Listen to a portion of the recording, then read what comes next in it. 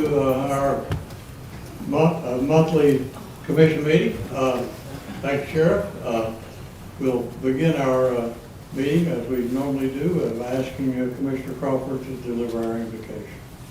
Bow with me, please. Almighty God, it's with grateful hearts that we come before your throne to give you thanks and praise for your mercy, your goodness. Father, we just thank you for meeting our every need. And we thank you for the abundant life that you provided for us. Most of all, we give you thanks for the great health that you provided also. Father, clear our minds that we might go into this meeting tonight, that all the decisions we make be for the betterment of our county. All of this I pray in your name. Sheriff Jeff Cassidy, would you lead us in the pledge? Allegiance to the flag of the United States of America and to the which stands one God, indivisible, with liberty and justice for all. Thank you. You may be seated.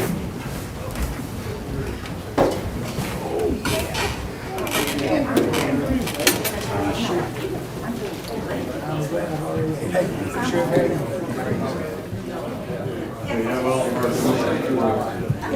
in the building in the receipts.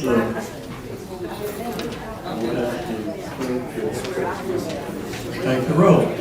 Any discussion, corrections, additions, and seeing none, when the board opens to cast your vote on the motion.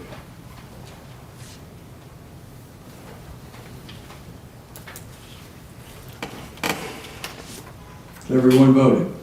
Anyone wish to change their vote? Madam Clerk, take the vote. 17 yes, 7 absent. The minutes as published are adopted as the motion received the necessary majority. Next up is the appointment of notary publics. As you know, the clerk reads the names of those folks who have applied to be a notary public in Sullivan County.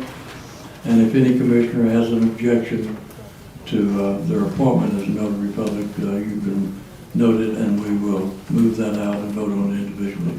Madam Clerk, would you read the list? Catherine Allen, Jessica Affey, Catherine Suzanne Banks, Wanda K. Barnes, Karen Peters Belcher, Jennifer L. Buchanan Mitchell, Summer Ann Caldwell, Timothy L. Castle, Braden Michael Christian, Haley Renee Collins, Brenda Cox, Jessica Ann Cox, Dennis Daigle, Brittany Lee Deal, S. Renee Garber, Carolyn M. Gilliam, Brittany Nicole Grizzle, Crystal Hale, Julie Henry, Lisa G. Hicks, Tammy Housewright, Kelly Jo Hudson, Nicole P. James, Lisa Annette Lale, Will Jeremiah Leonard, Shanna Livingston, Darren L. Lowe, Carrie Denise Mullins, Brian Austin Music, Charles Russell Pearson, Ronald C. Penland Sr., Richie G. Phillips, Louise Phipps, Jason Scott Price, Daniel Reimer, Lily Rivers, Alex Rose, Amber Rothman, Megan Sampson, Nick Sewell, Missy Schaefer, Maxine C. Stonecipher, Yolanda Stroud, Wendy Marie Tanner, Holly Webb, Amber Whitley, Connie Widener, and Shannon Worley. Thank you. You've heard the applicants' names. Is there any objection to anyone on the list? We do not. We have a motion by Commissioner Gardner to adopt, seconded by Commissioner Cole. Any discussion on the motion? You've heard the motion. When the board opens, please cast your vote on the motion.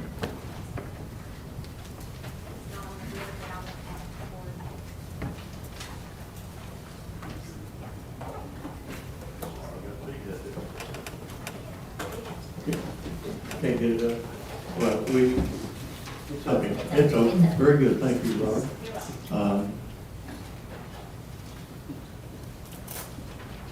Has everyone voted? Anyone wish to change their vote? Madam Clerk, take the vote.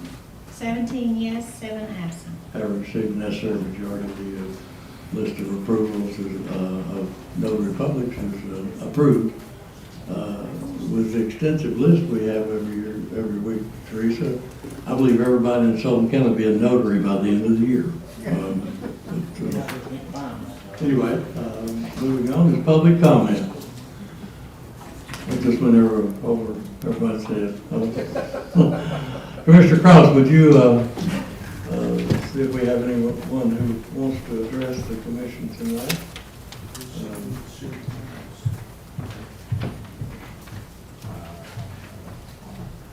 Jackson's dad, thank you.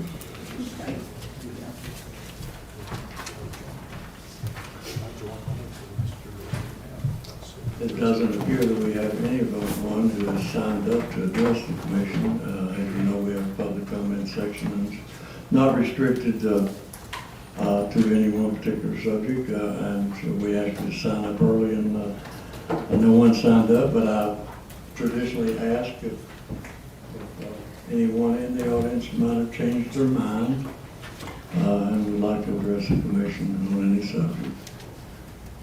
We're in recess. Seeing none, we will come back in a second out of recess and go to the next item on our agenda, which is the amendment to zoning plan. Before we do that, I've got an announcement. Terry Harper, your fellow commissioner, has just undergone surgery and did very well.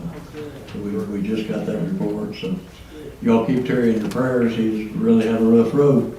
And so if you get a chance to sit in the car, give him a call. He loves to talk. So once he gets out, well, maybe we ought to talk to him while he's under the anesthetic. Not be better, but please contact Terry. As you all know, he's one of our great members. Next up is the amendment to our zoning, the proposed amendments to our zoning plan. Commissioner Gardner moves adoption of item number 1, seconded by Commissioner Aker. Commissioner Calton is absent, so I appreciate you doing that. Proper motion, properly second. Any discussion? Seeing none, we will vote on item number 1. Open the zoning portion. When the board opens, please cast your vote.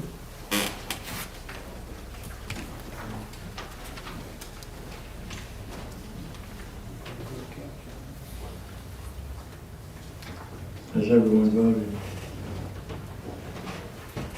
Anyone wish to change their votes? Madam Clerk, take the vote.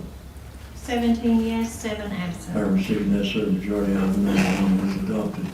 And I will mention at this point in time that some of our commissioners who are not here now will be joining us. We've gotten calls, people are late for various reasons, so we have a forum. It's not a question, but I do appreciate those folks calling in and letting us know they're going to be late, so they will be. Join us later. Amber, Ms. Torvik, you're recognized on application number 1.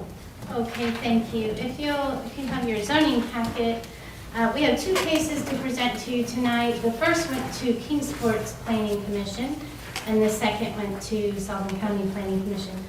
So the first applicant, Mr. Rouse, he has requested his property to be rezoned from R1 single-family residential to M2. If you will change the slide, thank you, ma'am. There's the aerial image. This location is at 1001 South Eastman Road in the county's portion, but very close to Eastman property. And again, in your packet would be the Kingsport staff report, our maps, their pictures. This went before their planning commission meeting last month. They unanimously forwarded a favorable recommendation to you. The purpose of this request is the company across the street would like to purchase this lot. As you can see, it's surrounded by M2. That's the shaded gray area. And if you go out there, you can see in the pictures, were they inserted in your PowerPoint, but they should be in your packet. But basically, It's surrounded by industrial, and adjacent to that was already rezoned for a large warehouse building. There was no opposition that we received, nor their planning commission received, so this comes to you favorably from their staff and planning commission. You've heard the explanation. Anyone have any questions for Ms. Torbett on application number 1? Seeing none, we appear to be ready to vote, so this comes from with a recommendation and from the planning commission. And so when the board opens, please cast your vote.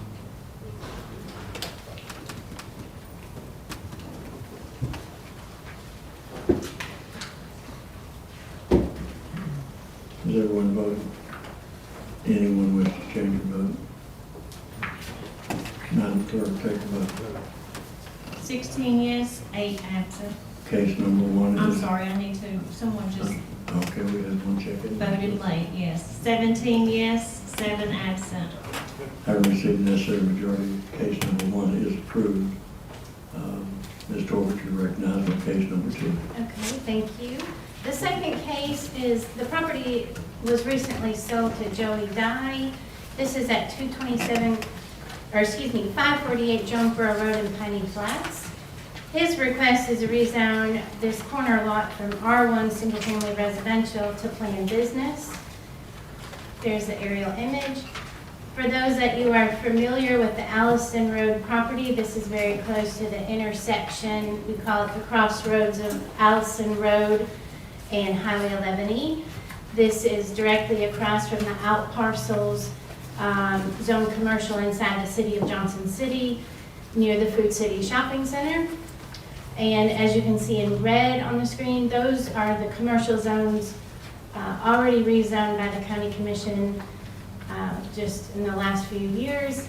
And then the purple is the planned business. What's been occurring on this stretch of road is you have older homes that have been repurposed for office space.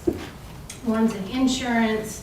One I think is still residential, but they have hopes of redeveloping it.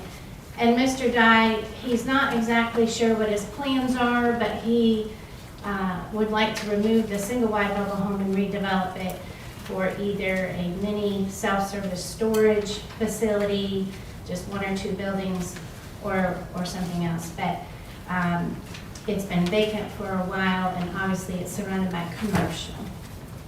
So the Planning Commission also forwards a unanimous favorable recommendation to you. Other than Mr. Guy, no one else was at our meeting, and we haven't received any opposition to this request. You've heard the explanation. Any questions from Ms. Torbett? Seeing none, we're ready to vote on case number 2. When the board opens, please cast your vote. It comes to you in a positive manner with a recommendation by the Planning Commission. Cast your vote.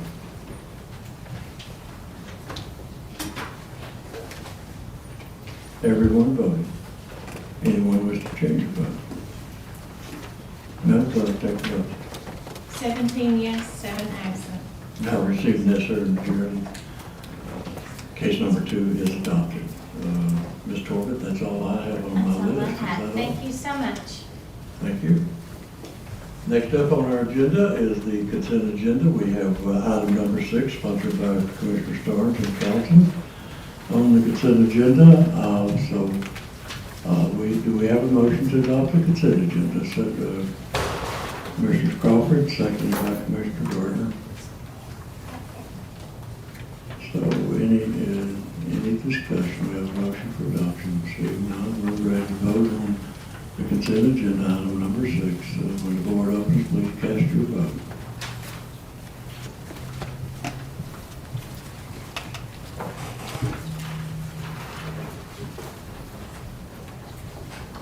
Has everyone voted?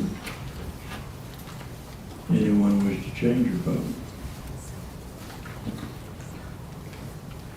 Madam Clerk, take the vote. 18 yes, 6 absent. I received the necessary majority because the consent agenda is adopted. We will now go into our resolutions agenda, and first up is under old business is item number 2. Commissioner Crosswhite, you're recognized on item number 2. If I can get your mic turned on, please. You're recognized. I don't know if you remember or not, Mayor, but I did pull that resolution last time due to school board working with the county. Very good. I believe we talked about that in work session, so without objection, Commissioner Crosswhite moves to remove item number 2 from the county commission's agenda and from the consideration. So without objection, item number 2 is removed.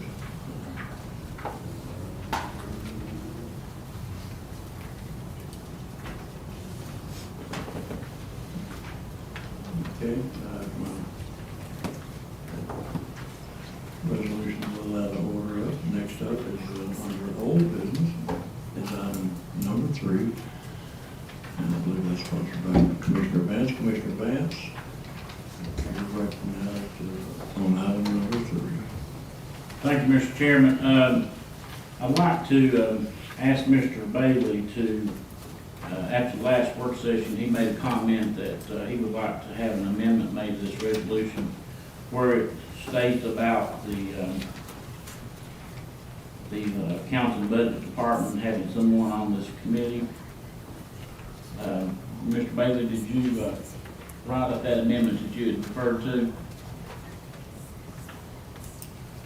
Mr. Bailey. Yes, sir. You'll need to explain what I was getting at. I can see it's been marked through here. And first time I had a chance to look at it, it's simply a matter of the mayor that either he or his designee, and it's written so that the purchasing agent and myself would have designate a person to appear from representing our office. And I spoke with her, and we both would prefer the fact that it would be us unless we decided to choose someone else. Normally, we would be the person there.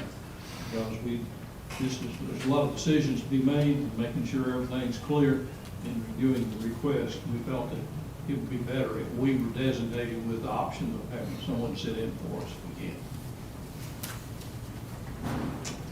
So, Okay, then I'll accept the amendment that where it be further resolved that the Sullivan County Mayor or his or her designee shall be a non-voting member of the committee, and the Finance Director or his designee from his office to be a non-voting member of the committee, and the purchasing agent or their designee, one employee from his or her office, to be a non-voting member. So it'll be left up to the purchasing agent and the budget director to either be there or designate someone within their department. So it's all up to their discretion.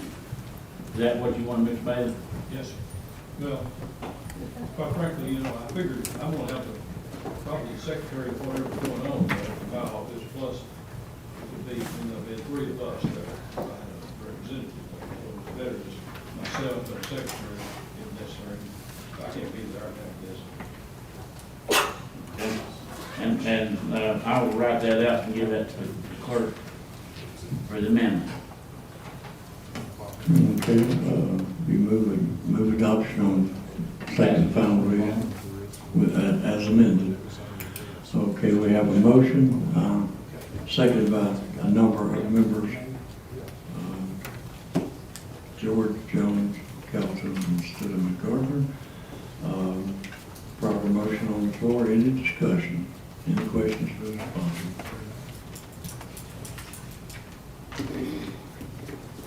Commissioner Crawford, you're recognized. Again, I want to speak up that I'm not for this because I think we've got enough people in place already. We've got several different committees, very capable of doing exactly what you want to be done right here.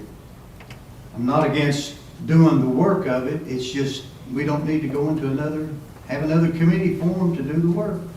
Appoint one of the committees that we have already in place. We've got the Finance Committee, we've got the Executive, the Admin Committee, all these are reputable committees. Appoint one of them, we don't need to form another committee. Well, Mr. Crawford, I'll question, which committee would you recommend? I have no choice in it. It doesn't Yes, you make do. any You gotta difference. vote. It does, yeah, but I don't think we need another committee. We've got committee after committee after committee. It's very reputable and very capable of doing exactly what you want done. Which committee you recommend for the handle? I'm not gonna recommend it. You're recommending we form one. I just recommend pick one. We got good committees. Well, let We me got say the- this. We got the administrative committee, executive committee. I mean, we trust them with other things. Why can't we trust them with this? Because whoever's gonna do it's gonna bring it back to this full body. The way it's currently being handled is being handled by the Financial Management Committee, right? That you serve on. We look at it, but no, to have any say on it? No. You're gonna be involved in participating to bring the final document to the full commission, right? I'm afraid we will, yes. Okay? And that's 3 commissioners. That's correct. And many times I've heard in the last 3 years, as we prepare a budget, that they want us to be transparent, and we've tried to consider the administrative and executive committee as they go through the budget process, the time it comes to the budget committee, that they have reviewed those departments, those budgets, so the time it comes to us, they've done their due diligence. Absolutely. And I think everybody in this room has an invested interest in how this money is being spent, Absolutely. okay? I don't agree with waiting to the final document to be approved through that committee and then come in front of us and us knowing all the information that's been put into that document. I don't agree with that. I think it needs to be some transparency, and I think that's what most of us said here. We want some transparency. You're saying there's not transparency within the financial management group? I think it's very limited. I resent that, Mark. I resent that. We work very diligently to be transparent in everything we presented to the full commission. And we take the word of the executive and admin committee when they bring budget matters to us. We look at that, we take their advice, and then we make recommendations from that.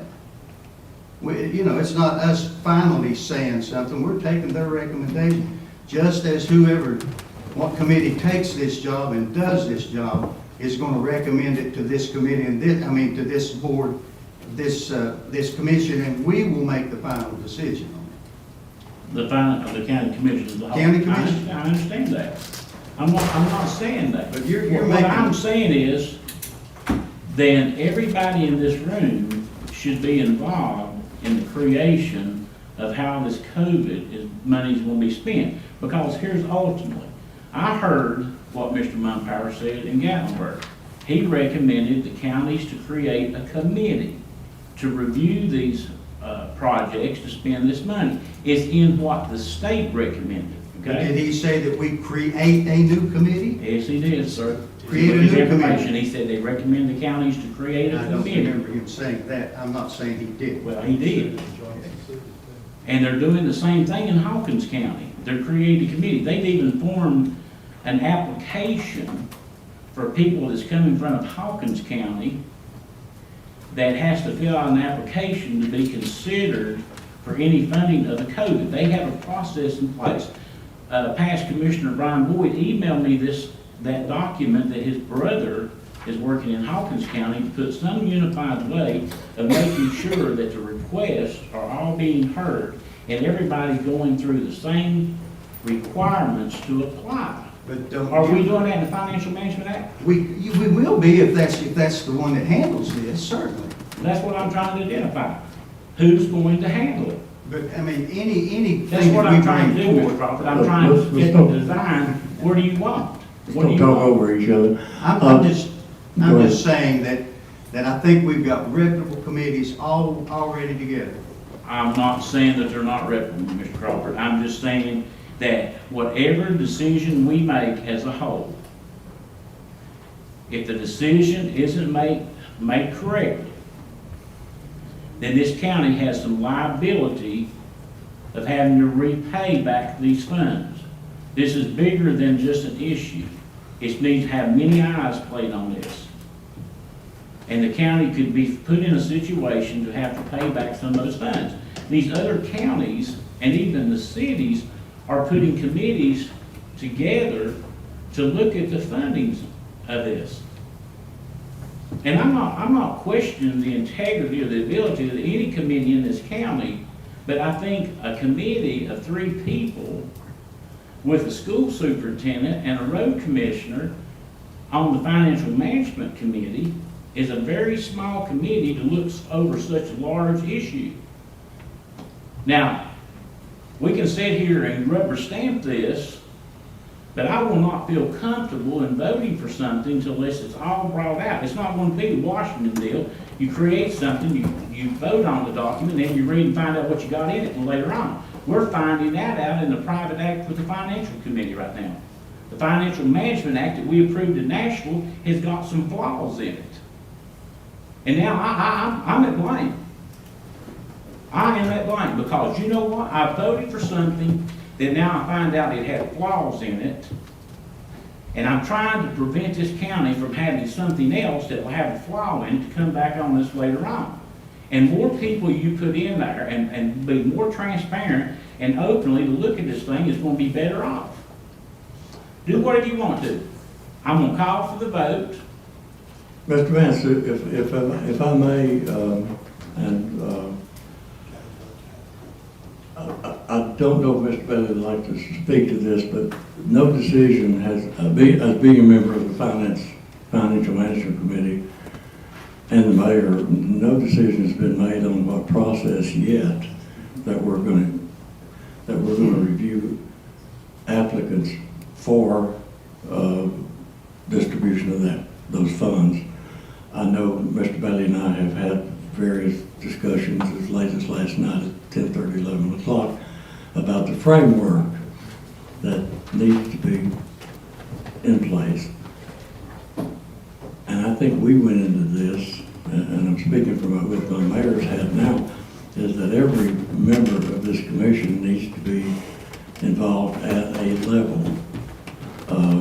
And Mr. Bailey, you want to speak to the framework that we've talked about, but this is not against or for your resolution, Mark. It's just that this is a big job, and to involve 24 commissioners, it's important how we do that. So, Mr. Bailey, you're recognized now, and I'll recognize folks out of order here. Mr. Bailey. Thanks. Is it working? Yeah. In reviewing the different information that we continue to get sent to us from different groups, feds, state, Tennessee County Service Association, and so forth, continues to be a going down the road thing. In other words, I think that all of us people in Gatlinburg back in May, I guess it was, felt we'd be spending money with them.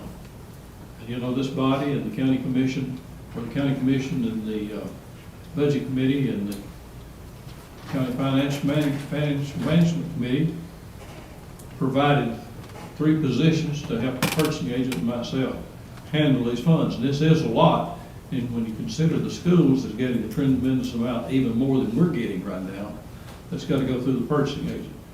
So in studying everything, and I sent through another session yesterday, the first of the training sessions that they've got set up, it becomes apparent that we still do not have the final regulations we got to comply with. Final act. We've got the interim, temporary, and it sounds like, and we're seeing where some things appear to be moving along and changing within what we first expected and understood back in May at Gatlinburg. And giving that some thought and trying to figure out, I've always felt we should look at it very much like the budget. We should offer those areas that the fundings will cover. And this would be for economic development, it could be for health, it could be for numerous things. Recovery of our economy would be part of it. And do, as you were mentioning, what Hawkins County was doing. I feel like we do put a notice out to the people that have the different department heads, the different officials and so forth, and other stakeholders, to give them an opportunity to offer what they expect or would like to see these monies be used for. And we bring that together between the purchasing agent's office and my office, and use our staffs to review these and look at them. I'm sure most of them will probably be acceptable. However, some of them may not be.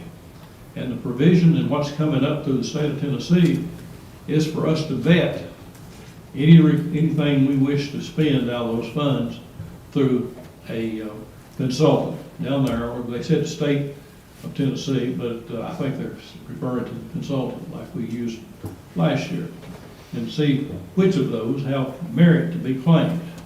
Now, we've also got some funds that the sheriff's referred to in his resolution that are where we recovered lost revenues. And that's something recently has come to our attention, that the CTAS group would be calculating those lost revenues, because it is a rather extensive formula. I understand the comptroller's office approved the formula, and there's going to be some money there that can be used with more flexibility than the regular virus money can be used. And so all of these things have to be considered in spending this money.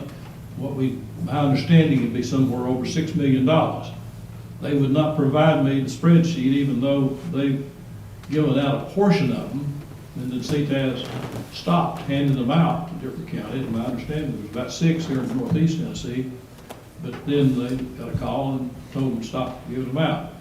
But we'll have a worksheet showing how those funds were calculated, and we would have a little over $6 million, from what I've been told, that would be available to be spent pretty well at will with the county commission, as long as we can comply with the local statutes and so forth. But getting back to the point of the purchasing agent's office and my office, using staff members that we've hired, plus our regular staff, to evaluate all these requests and set it forth so it can be organized, so anyone in the world that wants to see it can see it. And let the people that will finally make the decision as to whether or not it's acceptable participate in advising us if there's things there that wouldn't be.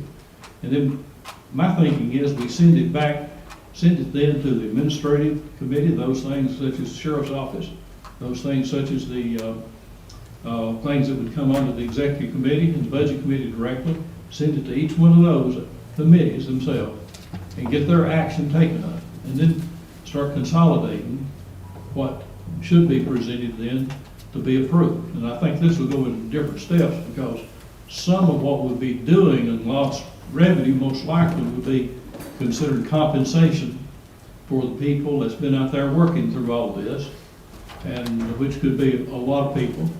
That would take a while to work through possibly. It would not take that long to work through once we decide what to do there. But, when we get into the infrastructure, that would be something prolonged, because we're going to have engineers and architects. Anything we spend more than, I believe it's $50,000 to build a building, we've got to have a professional person to do the plans. So this is pretty extensive.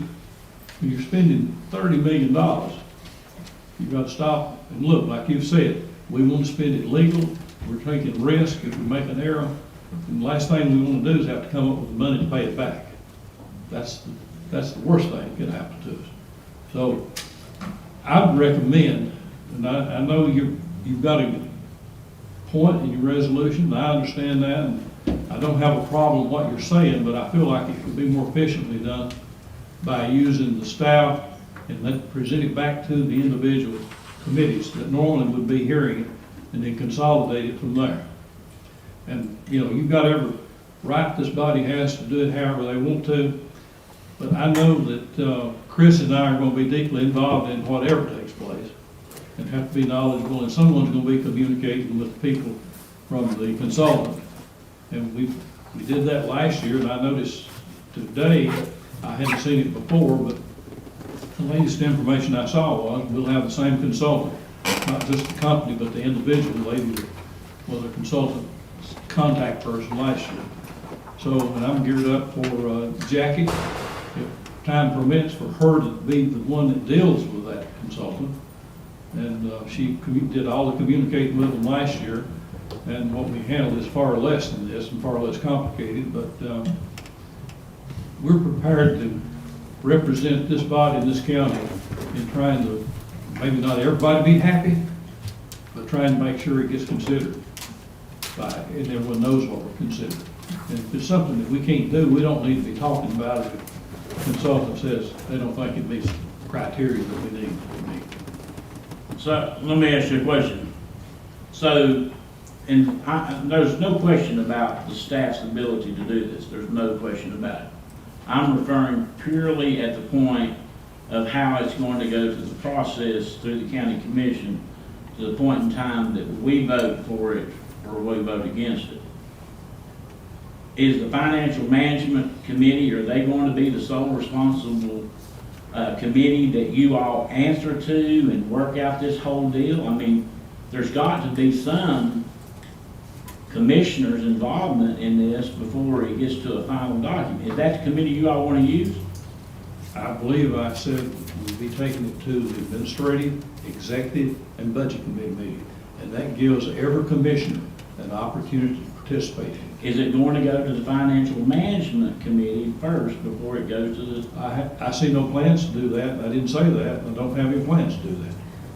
Well, see, I was informed, and I may be wrong, I was informed that the financial management committee was going to prepare the final document before it come to the full commission. This is the first time I've heard that it was going to go to the administrative, executive, and the budget. I've heard it was going to go to them solely and then brought to the full commission for consideration. If you're going to do that, to take it in front of the administrative, executive, and budget committee, that's exactly what I was trying to create in this resolution. Well, the people that's on the financial management committee, the commissioners, will be participating in the other committees, and the elected officials that'll be, I'm sure, requesting some things and participating in what is asked for will have their chance. So everyone will be given a chance to participate and see what's taking place. And I do not wish to be having to handle this as too much by one person, because it is, Chris and I work well together, and our staffs work well together. And I think that it's a bigger project, or larger project than normally we work with like this. And I've looked considerably at a lot of things that I know people are going to be asking for if they've not already. And I don't have an application, but I'm sure there will be requested official documents to be presented at some point to our staff, and give them that opportunity to. Not done that so far because we've not been given the go-ahead really to start saying, this is the criteria you've got to meet. And until we can really say that, and it's getting close to that. They keep talking about the final regulations, but they don't come up with them. So if we need to move this along and have it as clear to the public and everybody else what's going on, and give everybody a chance to participate. I don't want to be involved in something that's not. Mr. Vance, if I could make a comment, and I think Mr. Vance has explained it, and this is a work in progress, and what people have heard, probably there's been no decision or recommendation of this committee for any structure. This is the closest we've come, and this is the way we're thinking, and quite possibly, as we do in the budget process, the administrative executive make their recommendation to the budget committee, and the budget committee makes a recommendation to the full commission. The point that the financial management committee would properly come in would be after each committee has made its report and made its recommendations, and they would not approve or disapprove, but either recommend or not recommend, and it would come to this committee with that recommendation.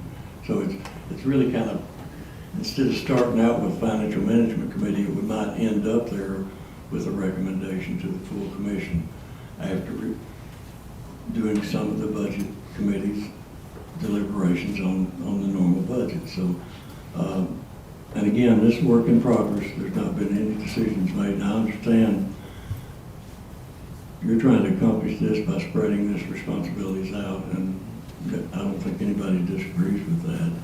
But just adding another committee in to review along with the four committees we have now, the standing committees, I think that's the question. And again, we won't even adopt this process until this commission adopts it themselves.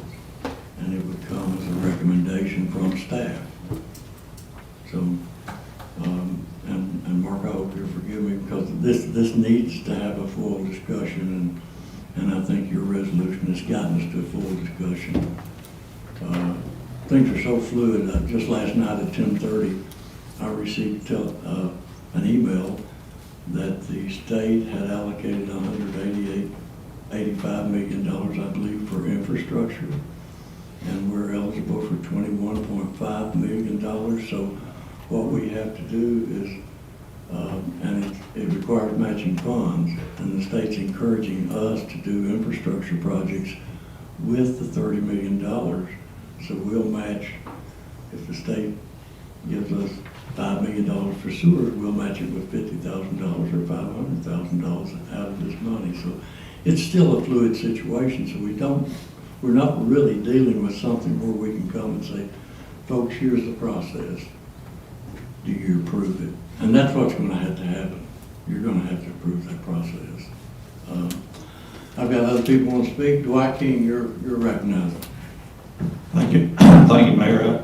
Again, I agree with Mr. Bailey with the process. I said that all along. We had 3 committees already. Let all this information be looked at through our 3 standing committees that we've got, and then bring it to the recommendation of this full body. I mean, every commissioner in this body needs to have a vote and have a chance to look at it and bring it forward, or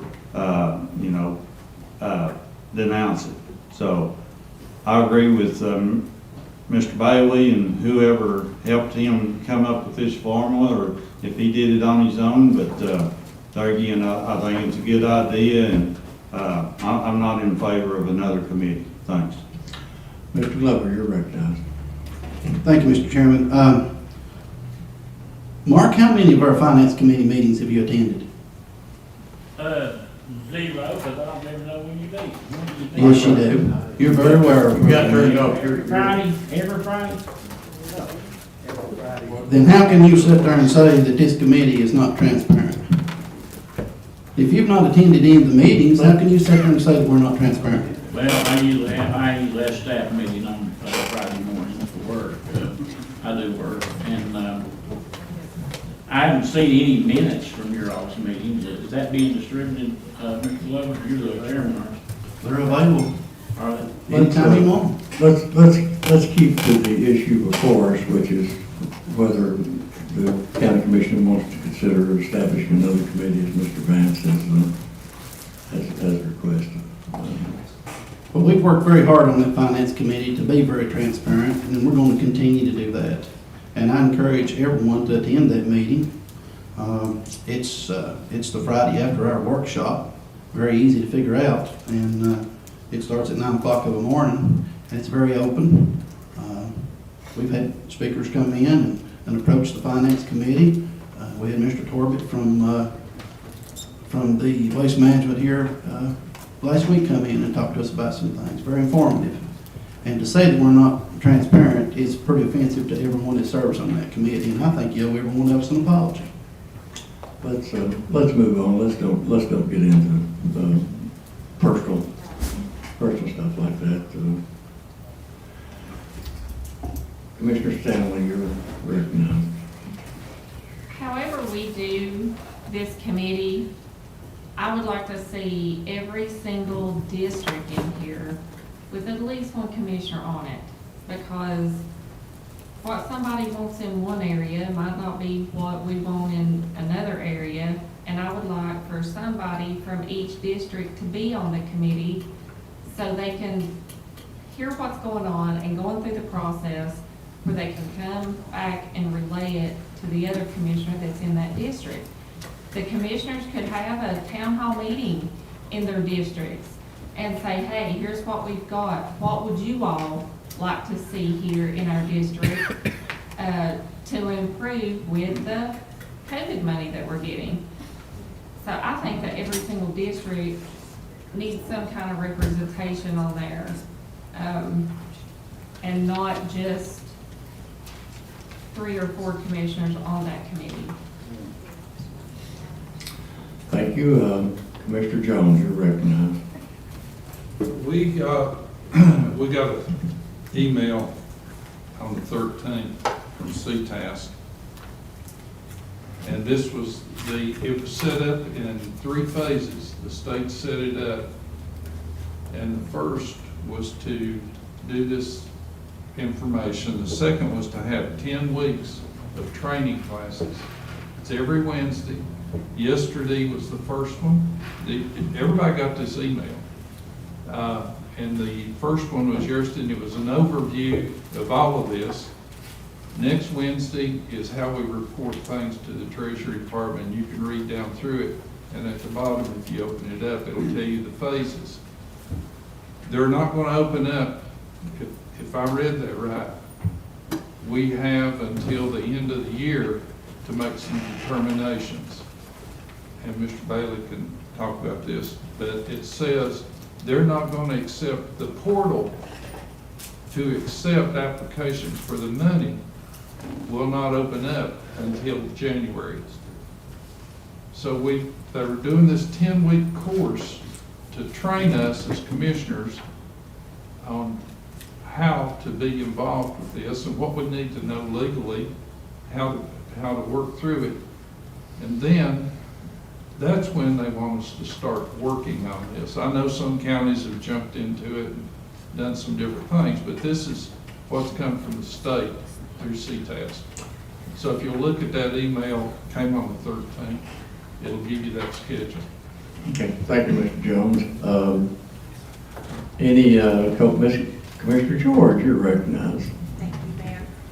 You know, we're talking about a lot of money, which is once in a lifetime opportunity. I doubt we'll ever get this type of money for Sullivan County. And I would hope that as commissioners, we would not think about our districts in this, but we would look at the county as a whole and see what is needed in, you know, they've pushed a lot of this on infrastructure. And the districts I represent, I can come up with a lot of things that people may really want this money used for. But when we have areas that need water and we need sewer lines and we need infrastructure, we do not need to, in my opinion, think about this individually. We need to think about this as one commission representing Sullivan County as a whole.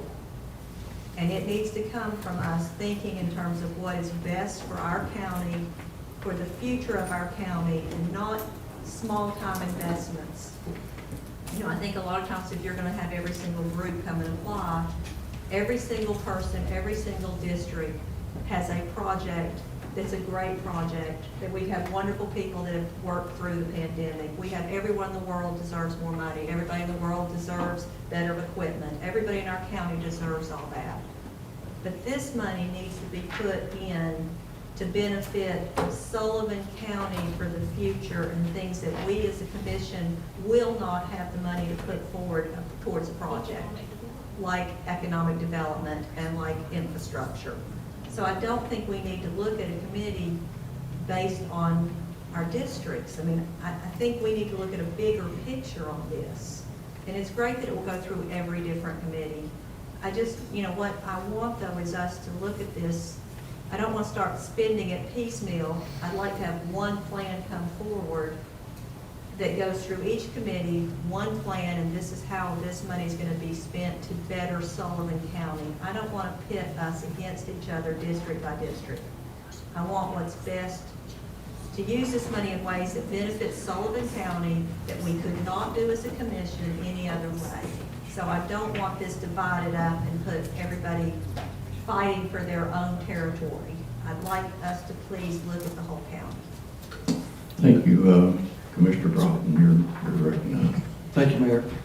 Just to follow up on what Ms. George said, the mayor and myself and Judy and Mr. Hartgrove worked with Bloomingdale Utility to try to get a water line up in Boozy Creek for the folks there. Fred Hicks educated me a lot during that, and the mayor's good.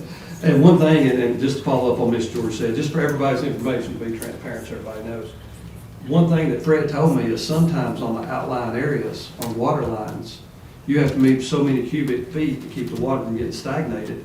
They would be putting more water on the ground than in homes. So that's just so everybody knows. That was just a public service message to go along with what Ms. George said. I was unaware of that. I wanted you all to know what little bit I knew. Thank you. Thank you. Anyone else before I get back to Mark? Mark, you're recognized. Thank you, Mr. Chairman, and I'll go on record apologizing to Herschel if I offended him and his committee, because I think they had the ability to do it. But I think in July, when this resolution came about, it was basically trying to identify the procedures and the process of how we're going to do this. And each month we discussed this, and I think we needed to have this discussion. The resolution has created discussion about it. I think we all are all sitting here wondering how this is going to take place.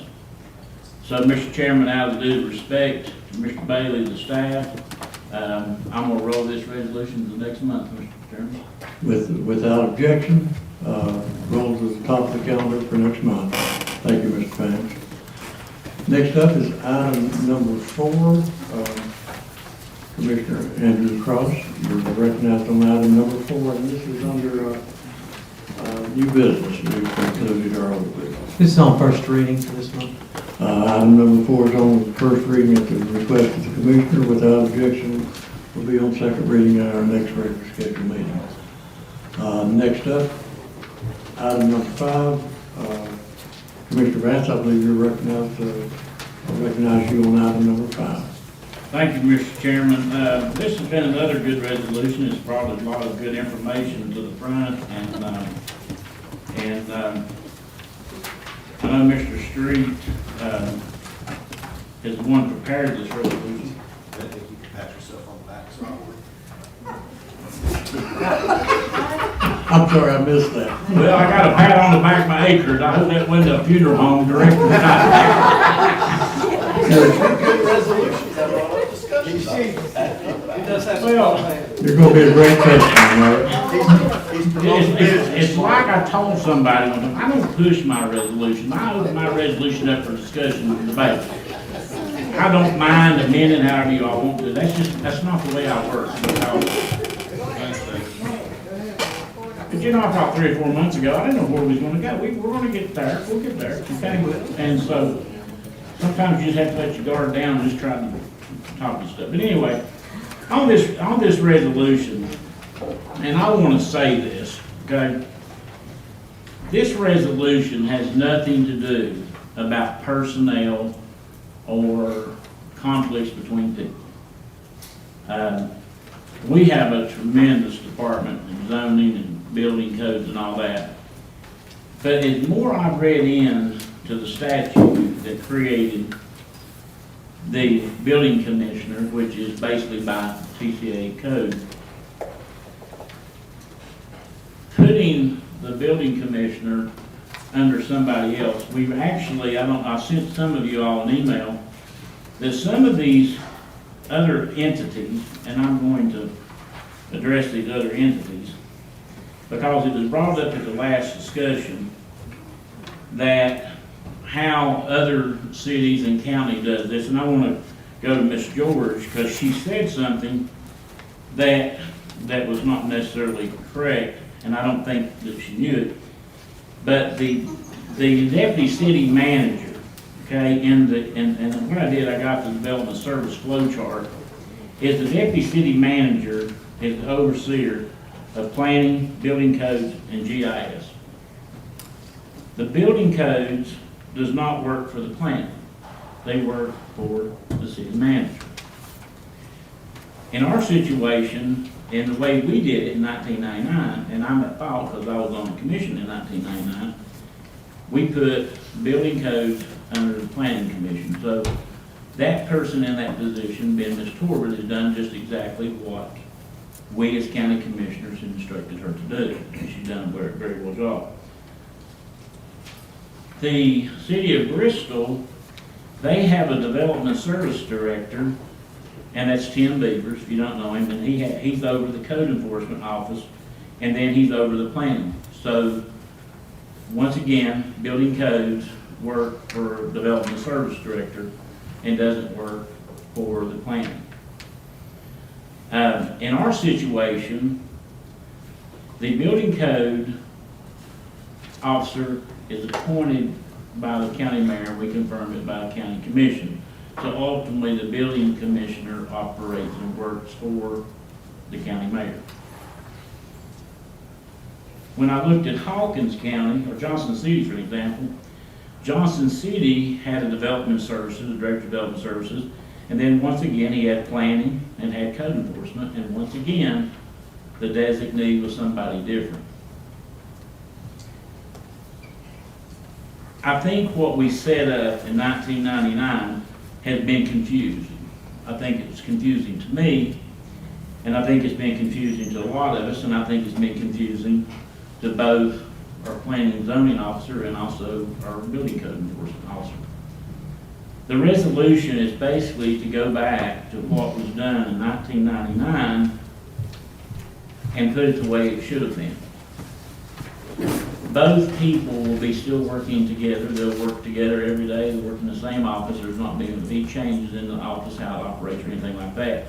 But what it does, it helps simplify for the building code enforcement officer knowing who they actually answer to. And also it helps the planning and zoning to understand who they answer to. And it removes the responsibilities. Now, I use this as identifier of why that I wanted to do this is both in protection of both our planning office and also our building inspector. And I've talked to several different people.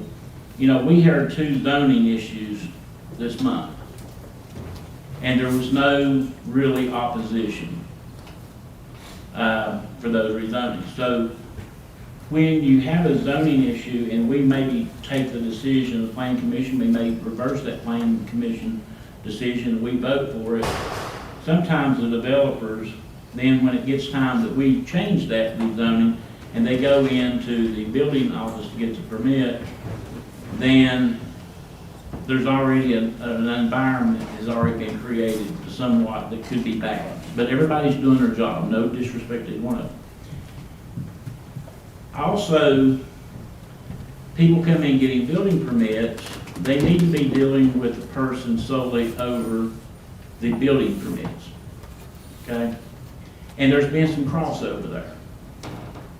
And it's good that they've worked together for years like that, but I think that from talking to other departments and talking to Mr. Van Hoy, I think it would make, and also Mr. Street, that amending this resolution to put each of them on their own entity is going to make it a much better working place for everybody. And I think it's going to be more favorable to the citizens when they come in, because they're going to know they go to this person or they go to that person. So that's why I put that resolution in. I know Mr. Street has talked to some of you all because he's the one, he was the county attorney in 1999. I think he just got surprised that we even done that to begin with. So all we're trying to do is clear up the misunderstanding and amend to what we had done originally.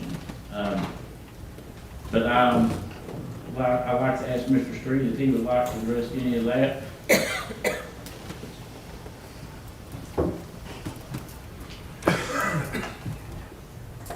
Mr. Street, you're recognized.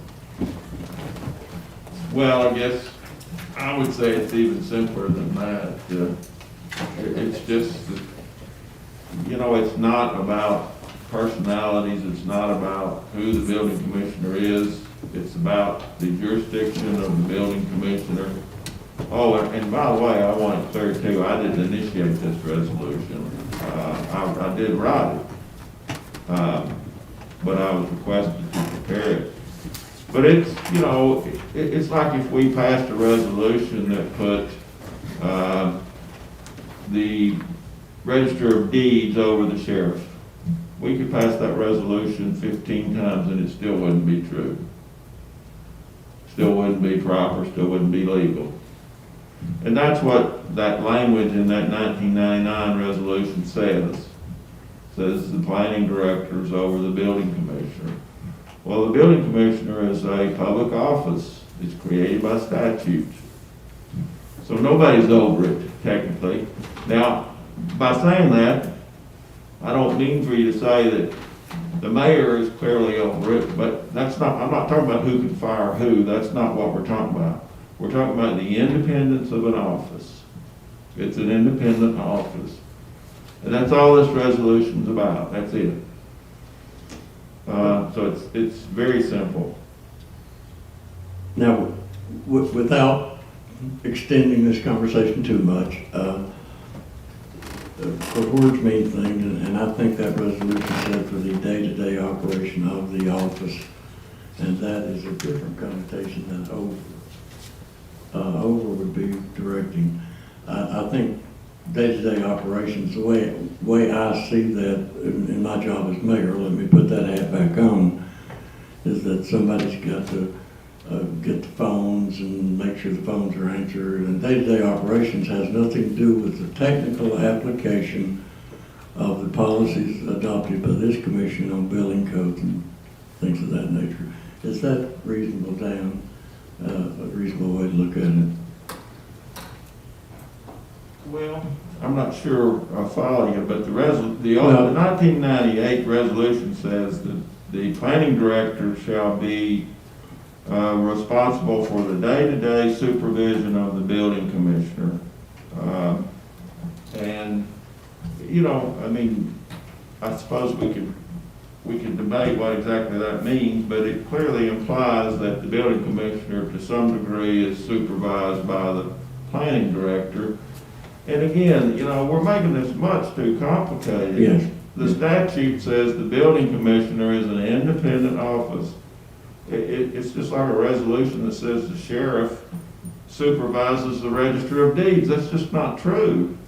You know, that question, I have been asked that question about that resolution 20 times over the last 20 years. What does this mean? My answer has always been the same. The building commissioner is independent. He doesn't work for the planning director. It's just a housekeeping resolution. That was all it was ever intended to be, and you know, that's it. It's not about who can fire who, or it's not about that. Thank you, Dan. You answered my question. Commissioner Akers, you're recognized. Thank you, Chairman. I'm thinking this is maybe for Dan or Larry. I'm not really sure who to ask this question to, because while Dan was speaking, it mentions that the Sullivan County Building Commissioner set forth by statute, and he talked about public office and an independent office. So are we having a whole new budget office that we got to deal with? That's what I want to make sure. No, that was never the intention. No, it would be on the direction of the mayor would be my answer, David. Is that I would ask for a combined, because of the closeness of the office and Right. they working together, I'd ask for a combined budget, which we do today. Okay. Thank you. Commissioner King. That was my exact question too. If you're going to be an independent office, you need to be independent. You don't need to be under planning and zoning. You need to have your own office, and for me, that would be budget and employees and cars and vehicles.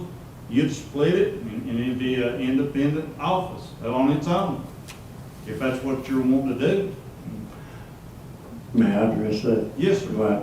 As mayor, responsible for both offices, and mayors before me, and I'm sure mayors after me will decide that they want that office to work together, and that they have shared property properties, they have shared office space, they have shared phone systems, they have shared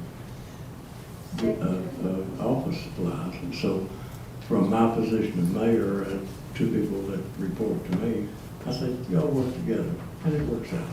It's worked out for 20 years. But another question.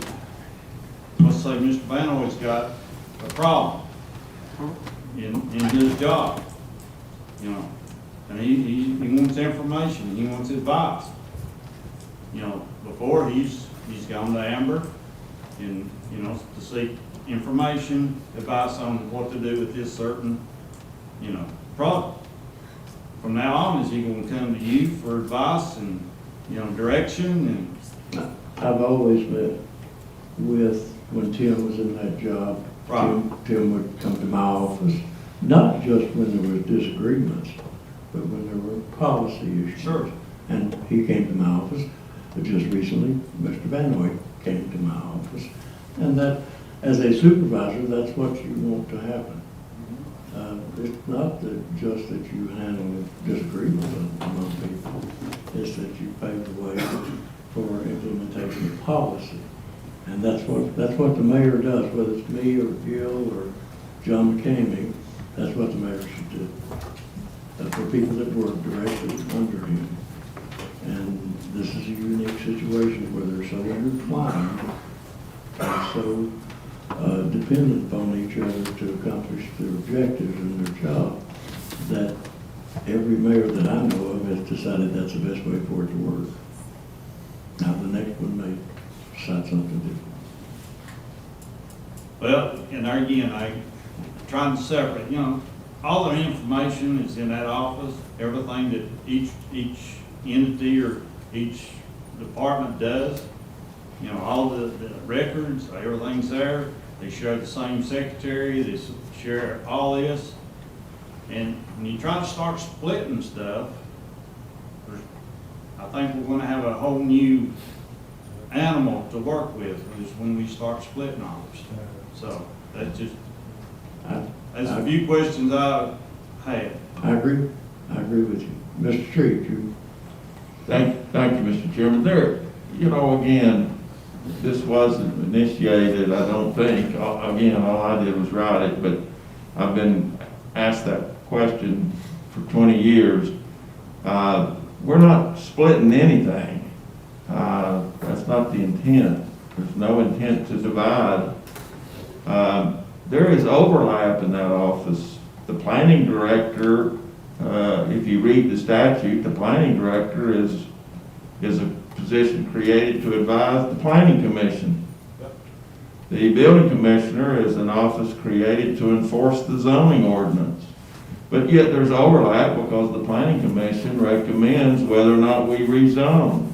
The planning commission also has some input on different types in our zoning ordinance. So there is overlap. And I would think that the building commissioner, and again, we don't really need to speak in names because we're not talking about individuals, we're talking about offices. You know, 5 years from now, we may have a new planning director and we may have a new building commissioner. It's not about individuals, it's about offices. But I would think that the building commissioner would seek and obtain information and advice and input from the planning director. So I don't really see that we're dividing them up or splitting them up or anything. It's just, as I said, it's just merely to change the language to reflect that the building commissioner is an independent office. And maybe I used the wrong word, independent. It means one thing to me, but I think y'all are taking that to mean that we're trying to separate them and split them, and that's not what I mean by independent. What I'm saying is, it's like a judge. If we had a resolution that said our criminal court judge works under the supervision of the county mayor, I mean, that's just not true. A judge is a judge. He's an independent person. He makes his own decisions and he's responsible for them. He has to account for those decisions. Well, you know, it doesn't, I don't mean that he's not, the building commissioner is not elected, but he is appointed. So enough, I mean, I'll answer any questions, but again, This resolution is much simpler than I think it's turned out to be. It's really just an effort to make it comply with what the statutes say. Thank you, Mr. Street. Mr. Glover, you're recognized. Mr. Chairman, this question's for you. I probably need to get you to put your mayor hat back on for this one. We'll put it on. It's got more hair in it. Has either one of these employees actually come to you and told you they couldn't work together? No. Has either one of these employees come to you and complained about the other one?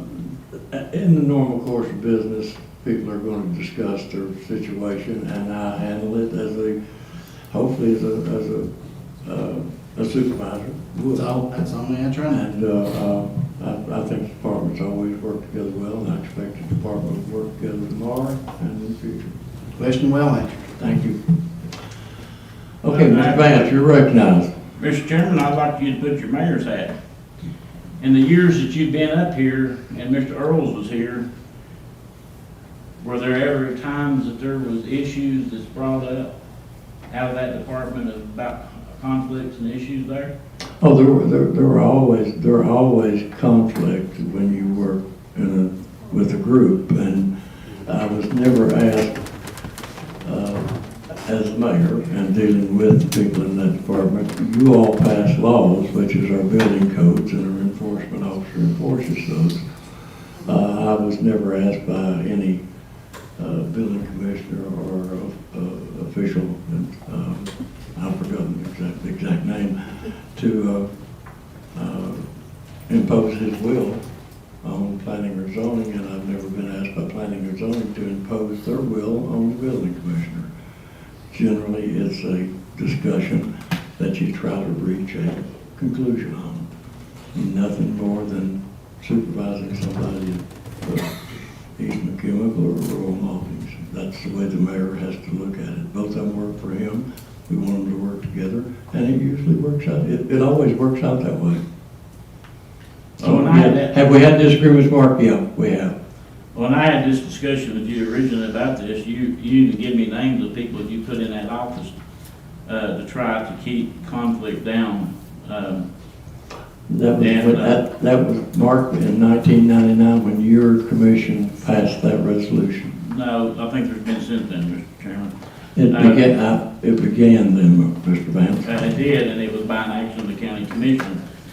And I think that was a bad decision we made in 1999, and that's all what I'm trying to do is to clarify that, to prevent any problems going forward, so both parties know where they actually stand in their position.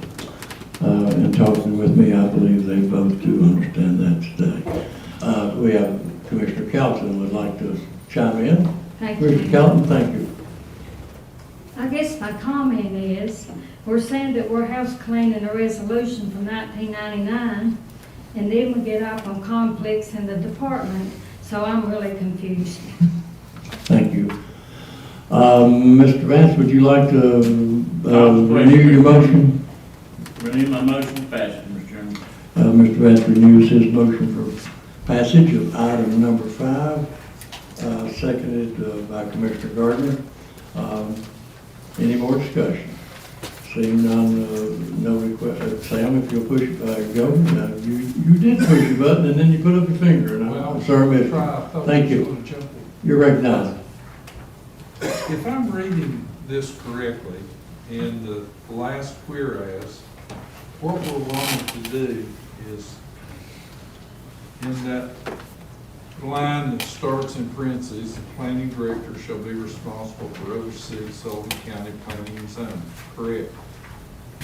And it sounds like we're wanting to delete that next section, and shall be responsible for the day-to-day supervision of the building commission. That's what I see the whole discussion is about. I don't know about building inspectors, code enforcement, and those, but it's the building commissioner, which is a statutory office, that they would just not be, that position of planning director would not be responsible for the day-to-day supervision of the building commission. They have two different totally responsibilities. One has to do code enforcement, know the laws. We adopt whatever year the building code is. They have to go out and inspect and do that. The other one is planning and zoning, which is a whole different education, what they have to learn. From listening to Dan the other day, and I learned a lot about this, but I thought that was the whole thing, was taking that shall be responsible for the day-to-day supervision of the building commissioner, because they are under your supervision, not the planning directors. And that's all I saw this resolution was trying to do. Am I wrong? Dan has been asked to recognize Danny, recognized. Thank you, Mr. Chairman. Mr. Jones, you have done an excellent job of defining what is attempted to be achieved here. I wrote this resolution, and as you will notice, that line continues. You're correct, but I decided, right or wrong, that I couldn't just stop there, because actually the building inspectors work under the building commissioner, and the code enforcement officer, those individuals work under the building commissioner. And that, anyway, I couldn't just stop there, because then it was just going to be confusing. So that's why I went on and tried to clean it up, basically to say that those people involved in code enforcement and the duties of the building commissioner and things like that, enforcement would be under the building commissioner, whereas planning is planning. So Mr. Vance, Sam? Well, so then, the planning director shall be responsible for overseeing the Sullivan County planning and zoning and all other employees of planning and zoning. And take that out and shall be responsible for day-to-day supervision of the planning commission, building inspectors, and code enforcement officers. And take that supervisory level out from under the planning commissioner. Planning director, it's used the words here, planning director. So that's all we're doing, is separating that level of supervision, and they come to you, they have a question, but he's actually, that position of building inspector is actually overlooking that, if I understood Dan right, the building commissioner actually has building inspectors and code enforcement officers, if we have those, are under that person. Dan, you're recognized. Well, I don't know. I mean, I thought I answered. I don't know what else you could do other than take the written word the way it's written and Dan's explanation and vote on it. But that's what we're doing. Yeah.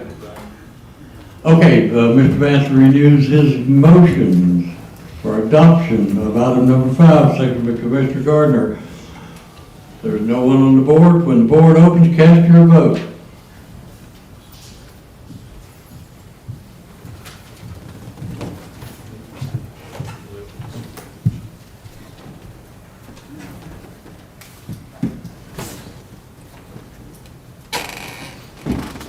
Has everyone voted?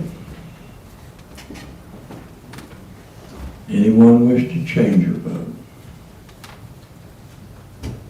Madam Clerk, take the vote.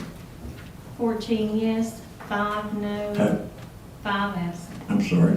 Having received the necessary majority, item number 5 is adopted. Item number 6 was on the consent agenda.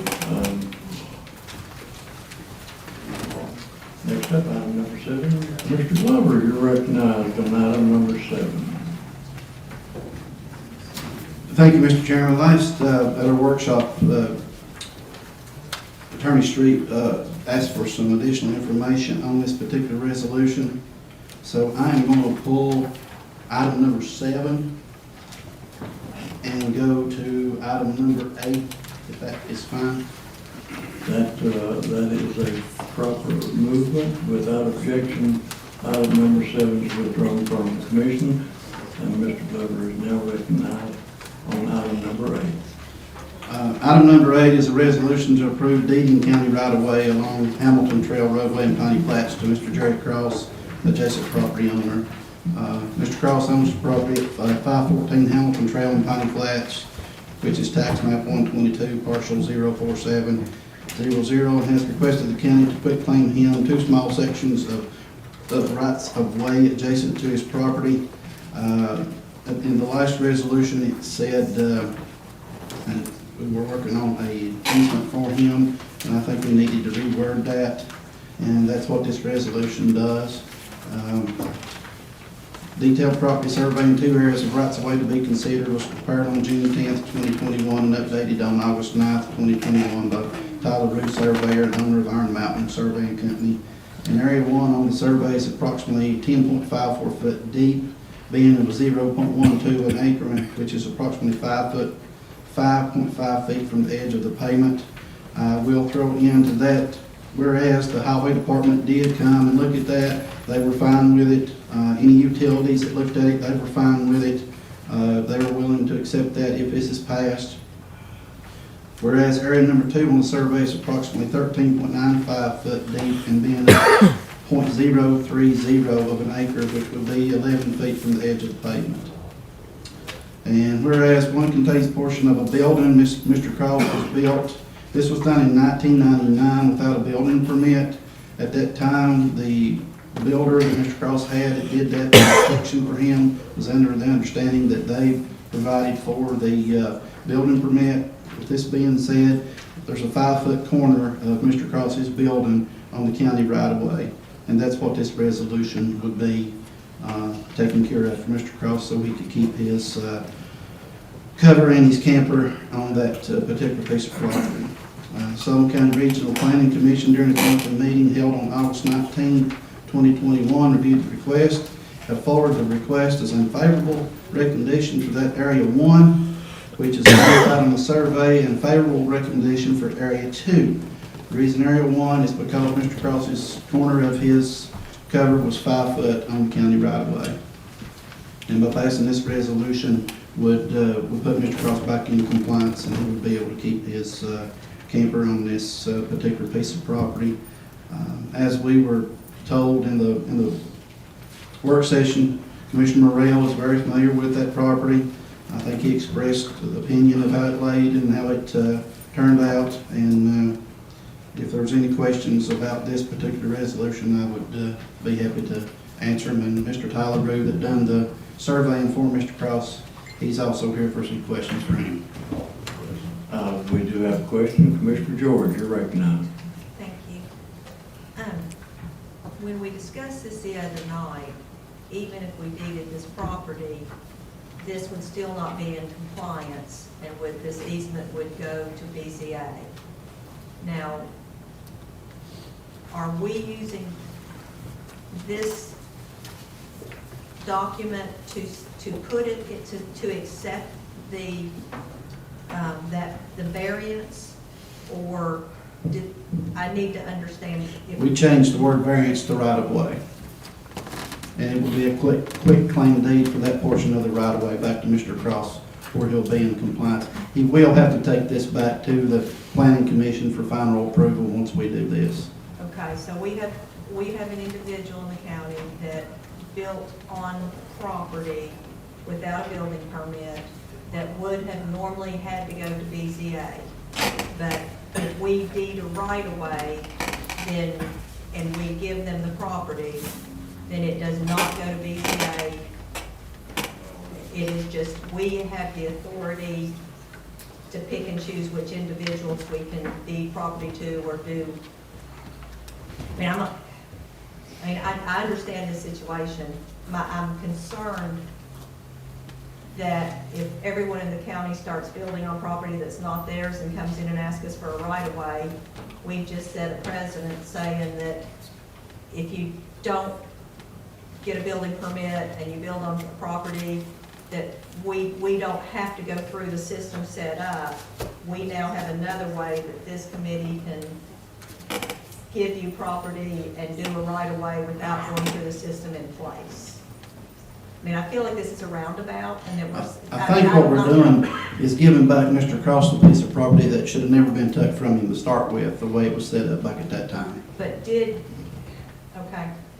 he, I mean, no one just gives property for no reason. I mean, did he give this property back to the county so that we would build and maintain a road? Or did we do this through, like, we needed the right of way, so we paid him so much? I mean, nobody here just says, No. here, take some of my road, No. take some of my property. It's normally because if you want to develop other property to make money on, you need to dedicate some of your property to a road right of way. If you want to further develop, or you want to further sell, or you want us to maintain a road. Or, in my experience, if the county needs the property, then we have to compensate. I mean, we don't have, I don't think an individual would just say for no reason whatsoever, here's my property. I think back at that point in time, Mr. LaRue is here and he can explain to you the TVA needed that portion of that for Hamilton Trail to get down to the lake for some work back at that time, and they had to widen the road from what I understand. He's here tonight and he can probably explain that to you a little bit better than I can if he wants to come up and explain that to Can I you. just so I understand? I understand. I want you to be clear I on want it. to be clear, and I apologize. Just We're in recess to hear from Mr. LaRue. Mr. LaRue, you're recognized. Good evening. To answer your question, so Mr. Cross's property is kind of unique. It's a remainder of two portions, because when the lake was flooded, when they flooded Boone Reservoir, there were these little remainder portions. His is on that one side of Hamilton Trail Road. It actually used to belong to a piece of property that was on the opposite side. He bought a little triangle off a neighboring property. In 2008, that neighboring property subdivided that land. Before that subdivision, that property owner actually owned fee simple ownership of the actual road. So the road crossed his property, but it was what we call prescriptive easement pretty much. I would think that's how the attorneys would look at that. But anyway, he wanted to divide that land. At that time, he dedicated a 50-foot strip of land to the county. The county didn't need it. It was due to the subdivision regulations. That's what's typically done. So the portion we're asking back was dedicated. That's how the county acquired it.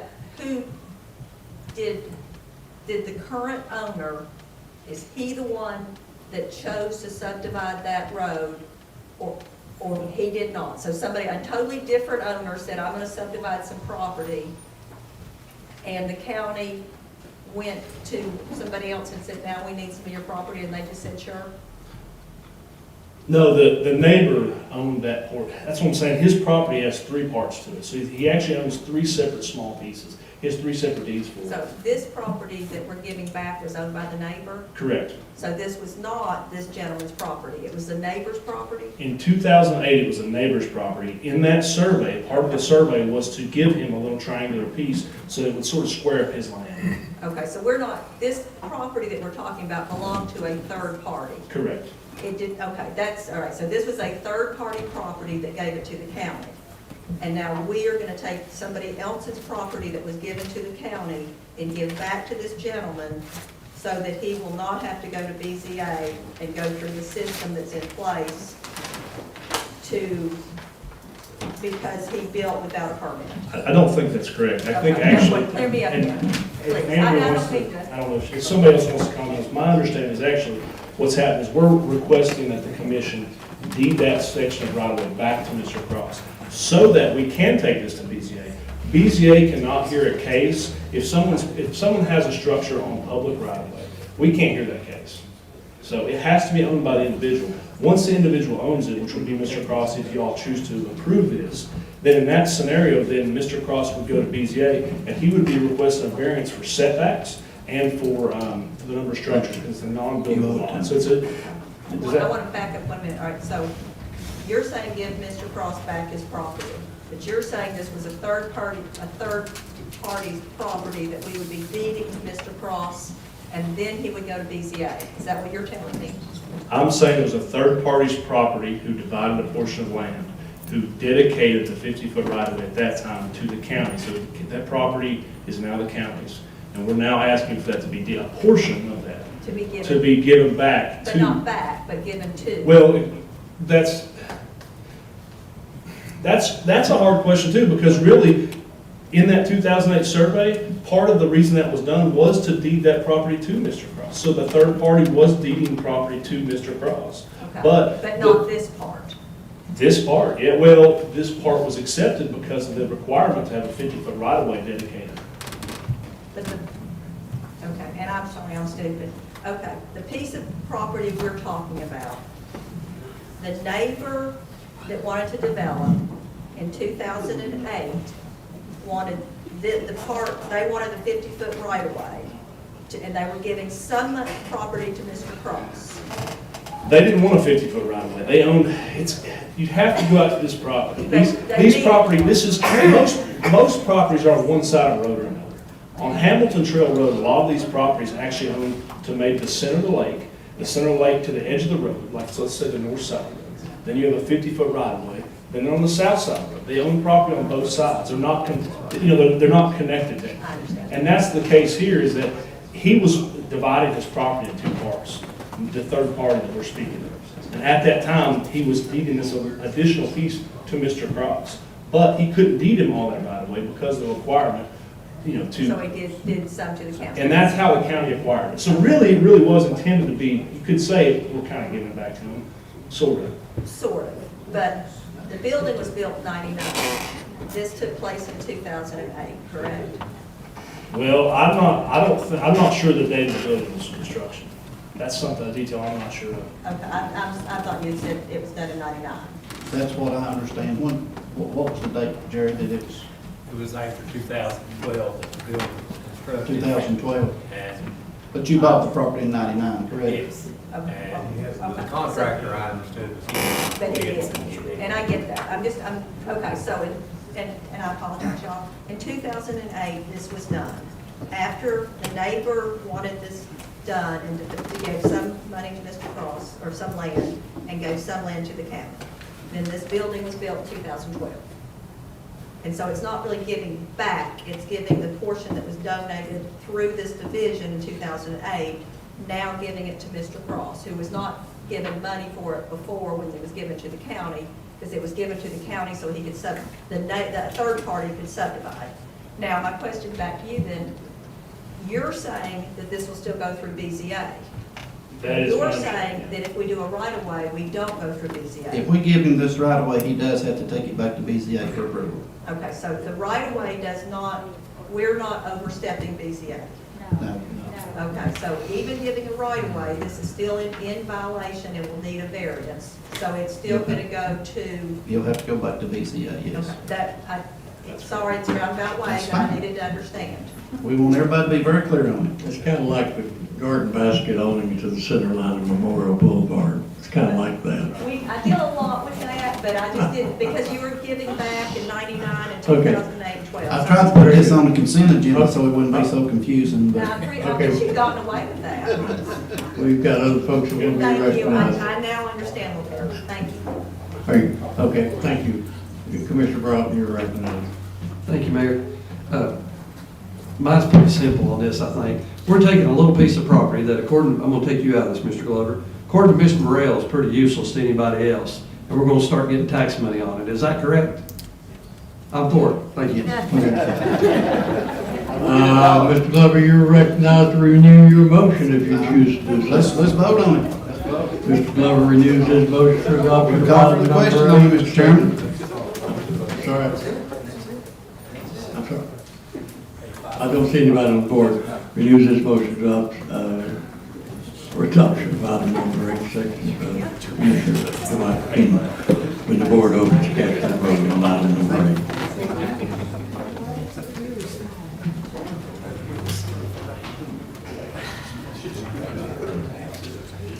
Everyone voted. Anyone wish to change your vote? Madam Clerk, take the vote. 19 yes, 1 no, 4 absent. Having received the necessary majority, item number 8 is adopted. Next up, item number 9, Mr. Sam Jones. You're recognized. This came before the Delinquent Tax Committee this week. It's basically abandoned property, and we have an offer to buy it. It's a really odd shaped piece of property, but it comes from the Delinquent Tax Committee with a positive recommendation to approve. You've heard the explanation. Mr. Jones renews his motion for adoption, seconded by Commissioner Morrell. Any questions? Seeing none, we're ready to vote. When the board opens, please cast your vote on item number 9. Back on the tax roll. I'm a little quick on that. Or let's say quicker than we've been moving. Yeah. When the board opens, cast your vote.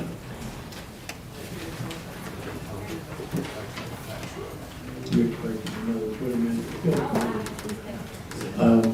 Has everyone voted? Anyone wish to change their vote? Madam Clerk, take the vote. 20 yes, 4 absent. I received this for a majority.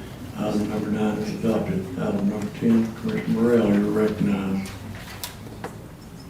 Thank you, Mr. Chairman.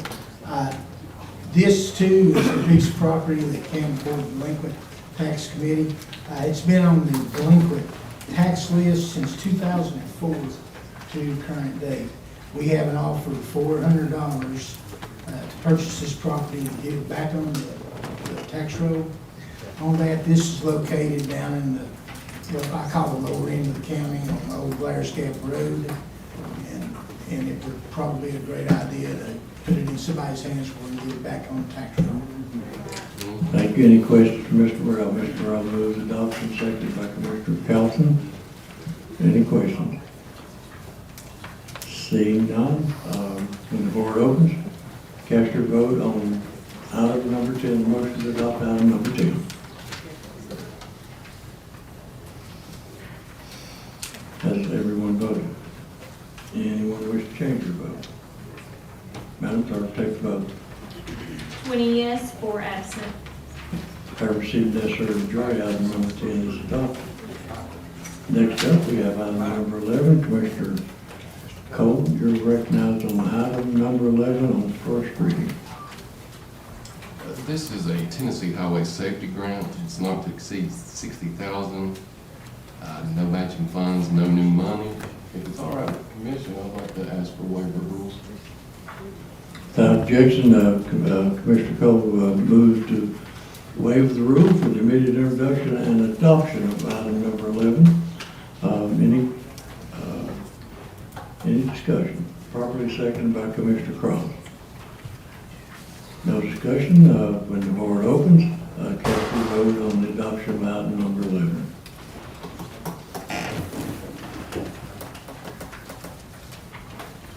Has everyone voted? Anyone wish to change your vote? Madam Clerk, take the vote. 20 yes, 4 absent. I received necessary majority. Item number 11 is adopted. Next up, item number 12. Commissioner Crawford, you're recognized on item number 12. Thank you, Mayor. This is a pretty simple resolution, just a little history as to why we're considering this. The Homeland Security Investigation Department has recently opened an office in Johnson City, and in an effort to partner with local law enforcement agencies, they've offered to reimburse Sullivan County for their Gray Key license renewal for this fiscal year for 2021-22.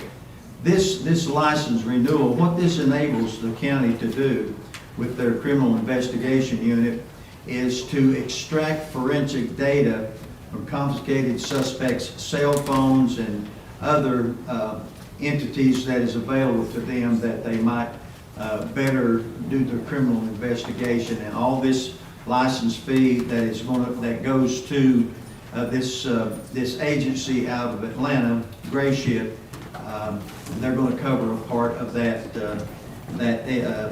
fee that they have to pay there. And Frank is here to answer any questions that you might have on that. You heard the explanation. Any questions for the sponsor? Waiver of rules, yes, sir. Mr. Crawford moves for the immediate introduction and adoption. item number 12, seconded by Commissioner Angie Stanley. Any questions for the sponsor? Seeing none, we're ready to vote on item number 12. When the board opens, cast your vote on the motion to adopt item 12.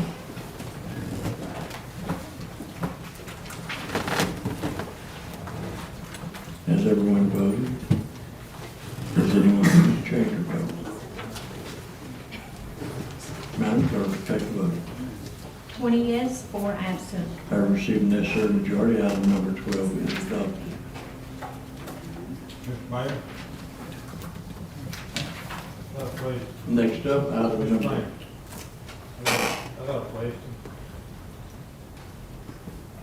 Commissioner King, you...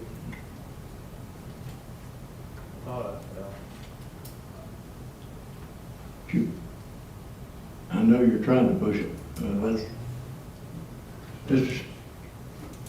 Mr. King. Yeah. I just wanted to ask Frank, have you got a car in this money that's coming in? No, that's not in the fine print.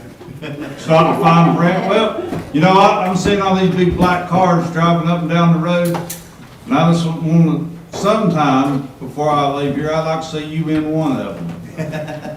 Driving or passenger? Driving. That's out of order, Mr. King. Mr. Street, you have to be recognized. Mr. Chairman, I hate to rain on the parade all the time, but I just wanted to point out that last clause in that sentence. Any future donations be received and appropriated to the Sullivan County Sheriff's Office and funds expended without passage of additional resolutions. You know, that, I just read this first time I'd seen this, and I just read it after you voted, or I would have said something. You know, I mean, that may be perfectly okay, but it obviously is given a green light against the standard law that says any money that comes into the sheriff's department has to be appropriated by this body. We've never done anything like that before, at least not that I'm aware of, to just give them carte blanche authority to accept money and spend it without your approval. Enough said, if you're okay with it, part of me wants to say it might not even be legal, but I'll defer to Larry on that. Anyway, I just felt like I ought to mention it. Well, thank you for doing so. If any member, based on your opinion, that voted in the affirmative wants to reconsider our actions on item number 12, that would be a proper motion. Of course, this could be handled at some point in the future by resolution, right? If no member, Can we strike that Todd, sentence? Can you're we right. strike that sentence to? We would have to go through the process of voting on, Then I'll reconsider. and Motion to reconsider. You move to reconsider. Having voted in affirmative, Commissioner Broughton moved to reconsider action on the previous resolution. And that we need a second on that motion, seconded by Commissioner Hutton and Commissioner Gardner. Any discussion on the motion? We don't have that on the board. Commissioner Edwards, you're recognized on discussion. I kind of agree with, but the way I read it, it says that any and all future donations from Contura Energy and/or Homeland Security. So it's just those two people. It's not carte, in my opinion, it's not carte blanche to just receive any money. It's just from those two people. That's why I'm very good with it. Yeah, that's why I want to make sure we understood what we're, yeah. Okay. So we have a proper motion on the floor, and I'm going to ask the clerk to take a vote on the motion. Any further discussion on the motion for reconsideration? Seeing none, Madam Clerk, would you take the vote on the motion? I don't think I got it because it's still no question. There's no problem.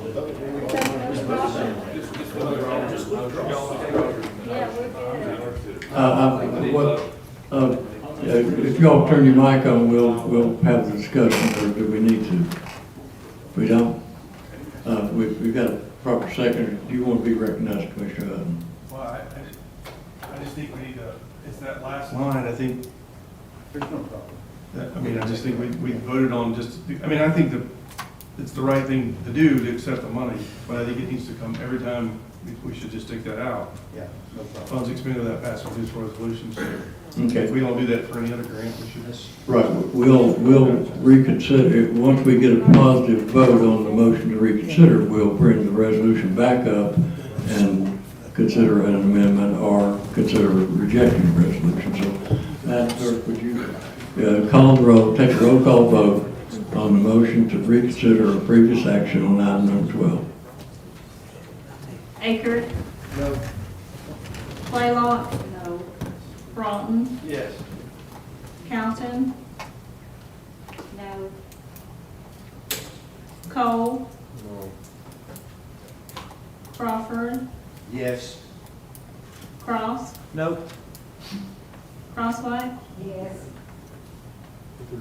Gardner. Yes. George. Yes. Glover. Yes. Hargrove, absent. Hutton. Yes. Jones. Yes. King. Yes. Leonard. Yes. Mock. Yes. Morrell. Yes. Pierce.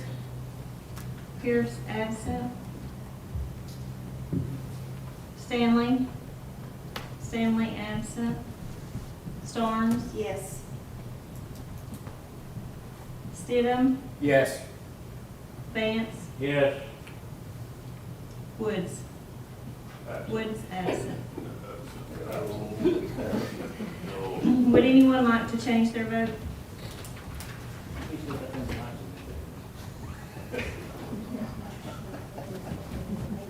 $15 yes, 5 no, and 4 absent.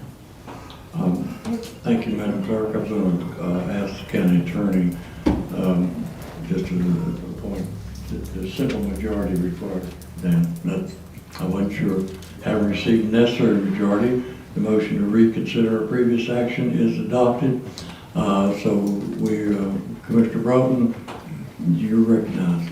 Thank you, Mayor. I'd just like to ask Mr. Crawford, he doesn't care to strike that last line, just so we'll be consistent with the rest of the, if he wouldn't mind to amend it. Mr. Crawford, you're recognized on item number 12. No objection whatsoever, Mr. Chairman. No objection to the amendment, to strike the last line and be a further, I'm sorry. You want to strike that, be it further resolved, the entire paragraph? I think so, don't you? Is that right, Larry? No, this resolution shall take effect from and after its passage. That particular paragraph is what we want to extract. You want to strike, be it further resolved that any and all future donations from Country Industries and/or Homeland Security investigations be received and appropriated to the Sullivan County Sheriff's Office account and funds expended without passage of additional resolutions. You're agreeable to that? I'm agreeable to that, yes. Okay, the sponsor accepts the amendment, so we're back on the motion to adopt as amended. Clarification is that the intent of this statement was that it was for those two entities, for no other monies coming in, but I can see the confusion that caused, and let's go ahead and vote on it. Thank you, Mr. Crawford. Clerk, can you reset that vote on 12?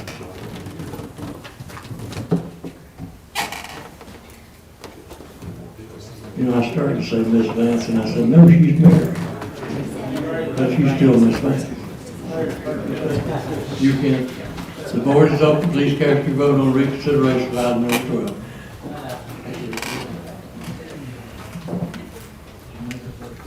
Has everyone voted? Anyone wish to change your vote? Madam Clerk, take the vote.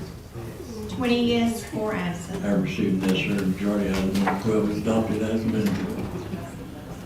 Next up, item 13. Commissioner Stidham, you're recognized on item 13. Thank you, Mr. Chairman. This resolution is to provide funding for the sheriff's office for a certified firing range. If you look down there, now therefore it be resolved. This money is going to be coming, this is part of the rescue money. We do have, we got it verified through CTAS, and I had a long discussion with Larry today. This money, we're going to have a part that's called lost revenue, and it's basically going to have less restraints on it as far as how it can be spent. And I think Larry, when we looked at it today, when he was discussing it with me, part of this is probably about 6.6 that we'll have out of that 30.7 million that could be spent without as many restrictions on it. And that's where this part of the funding will come from.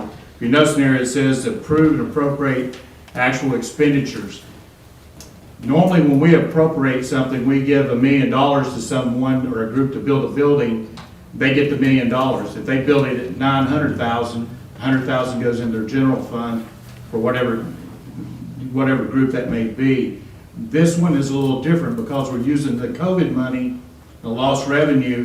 It is only what is actually expended for that property, for the building upgrades or whatever it may be. So anything that's left over after they get through just goes back in that fund. And Sheriff Cassidy is here tonight, and Mr. Horn. They can go over the details of the plan. Just want to make sure people understood. I've got a lot of calls on this one when it came out in the agenda. We did amend it to put that actual expenditures in there so you would understand, everyone could understand that it is not just writing $1 million check. Every portion of this has to go through the commission and approved through purchasing. Along with that, we will be sending this resolution through the full committee process. It'll go the administrative, executive, budget, and then the finance, and then back down to the commission for a vote on. So We will recess for a sheriff to, you have a statement, Sheriff, or just want to answer questions? Thank you, Commissioner Sullivan. I want to first and foremost just start at the very first of the process of this firing range. The details that were not handed to me when I was elected sheriff, and some deals that were made that I was unaware of. And I'll try to make it short because I know me and the mayor had a long night last night. But this all started in October. The reason I remember, I had COVID and I was in the fetal position in my bed for 3 or 4 days. But kept getting a phone call, call me ASAP. It was Justin Rhoda with EcoSafe. And he told me that you're going to have to vacate the premises probably, then you're going to have to talk to this one individual, which the guy never did grace my presence, never came to my office. I called him on the phone, and he said that Waste Management is buying out EcoSafe. Well, you know, we put a lot of blood, sweat, and tears in that firing range and money years ago. I think it was 2006 or 4. I can't remember between those 2 years. And had our own firing range for a long time. Well, you know, then they pushed in EcoSafe, landfill in there, and we shared, and you know, as a spirit of cooperation, we worked with them. You know, we told when we was going to shoot and stuff like that, and it became a pretty good cooperation. We had a place where we could shoot and qualify our mandated qualification range through post requirements in the state of Tennessee. Well, with Waste Management buying this property, it's now told that it was told to me in December that they have a no firearm tolerance policy on their grounds, and that's nationwide. So I submitted a letter. I said, look, man, we've got to have this training. If I have 158 certified personnel without mandated firearms training, they're no longer certified. And we're not going to have police to patrol the streets with the training. So they did give us this year, and I've been working continuously trying to get property. Me and the mayor spoke. We found some property up there behind the animal shelter. I called Chad Baker with Baker Construction, and he did probably a $50,000 job with a rough grade for free. I mean, just donated it to us. I've been on the phone. We've got block donated, 250 railroad tie. Everything that could be donated to us has been, and now we're at a lull. We don't have, you know, any more. We're going to have a fine grade. We're going to have a drainage system. We're going to have bathrooms. We're going to have a building, a structure. That way we can actually break down our firearms, go over firearm safety, go over use of force, and you all know the climate we're in. We have to train on use of force, duty to intervene, and all those mandated topics. But with that being said, I've heard some questions being asked, and great questions, by the way, by other commissioners. How about the indoor range, the old Point Blank in Piney Flats? Well, this range we're looking at being an outdoor facility. It's not going to be reoccurring funds. It's just going to be a one-time fund. We get the target system, concrete, clean grade building, bathrooms, electrical, and all that. We'll take care of the maintenance, we'll take care of the cleaning, we'll take care of the brass cleaning, but when it comes down to an indoor firing facility, the filtration system alone is $10,000 a month. So very, very costly. Plus, you've only got certain static ranges that you can do just for pistol qualification. We need 100 yards, we need 50 yards for rifle, and other things we have to mandate with. Another thing is, can we share with Kingsport? Can we share with Bristol? Well, we tried that with Kingsport when I first started here in 1996. We actually got locked in their range, and we couldn't get out till 1 a.m. the next day. We didn't have keys to it. We had to go by whenever we could use their range. Well, as time goes by, agencies grow. They've got 116 certified officers. They've got to qualify. Bristol's got about the same, and I've got 158 that have to have post-mandated qualification range, plus 105 corrections officers, because every officer that I've got working for me are sworn deputies, and I would never want them to wear a badge without a gun, especially in the world we're living in today. But, so sharing and range, I'm all about the spirit of cooperation, but you know as well as I do, once we upset some individual or we do something they don't want, we're out the next day and we can't do nothing about it. So I think this is a good investment. It's something we have to have. It's not going to come out of tax-paying dollars. It's not part of the American Rescue Plan where it's a little bit more stringent and strict. This is for infrastructure and public safety enhancement.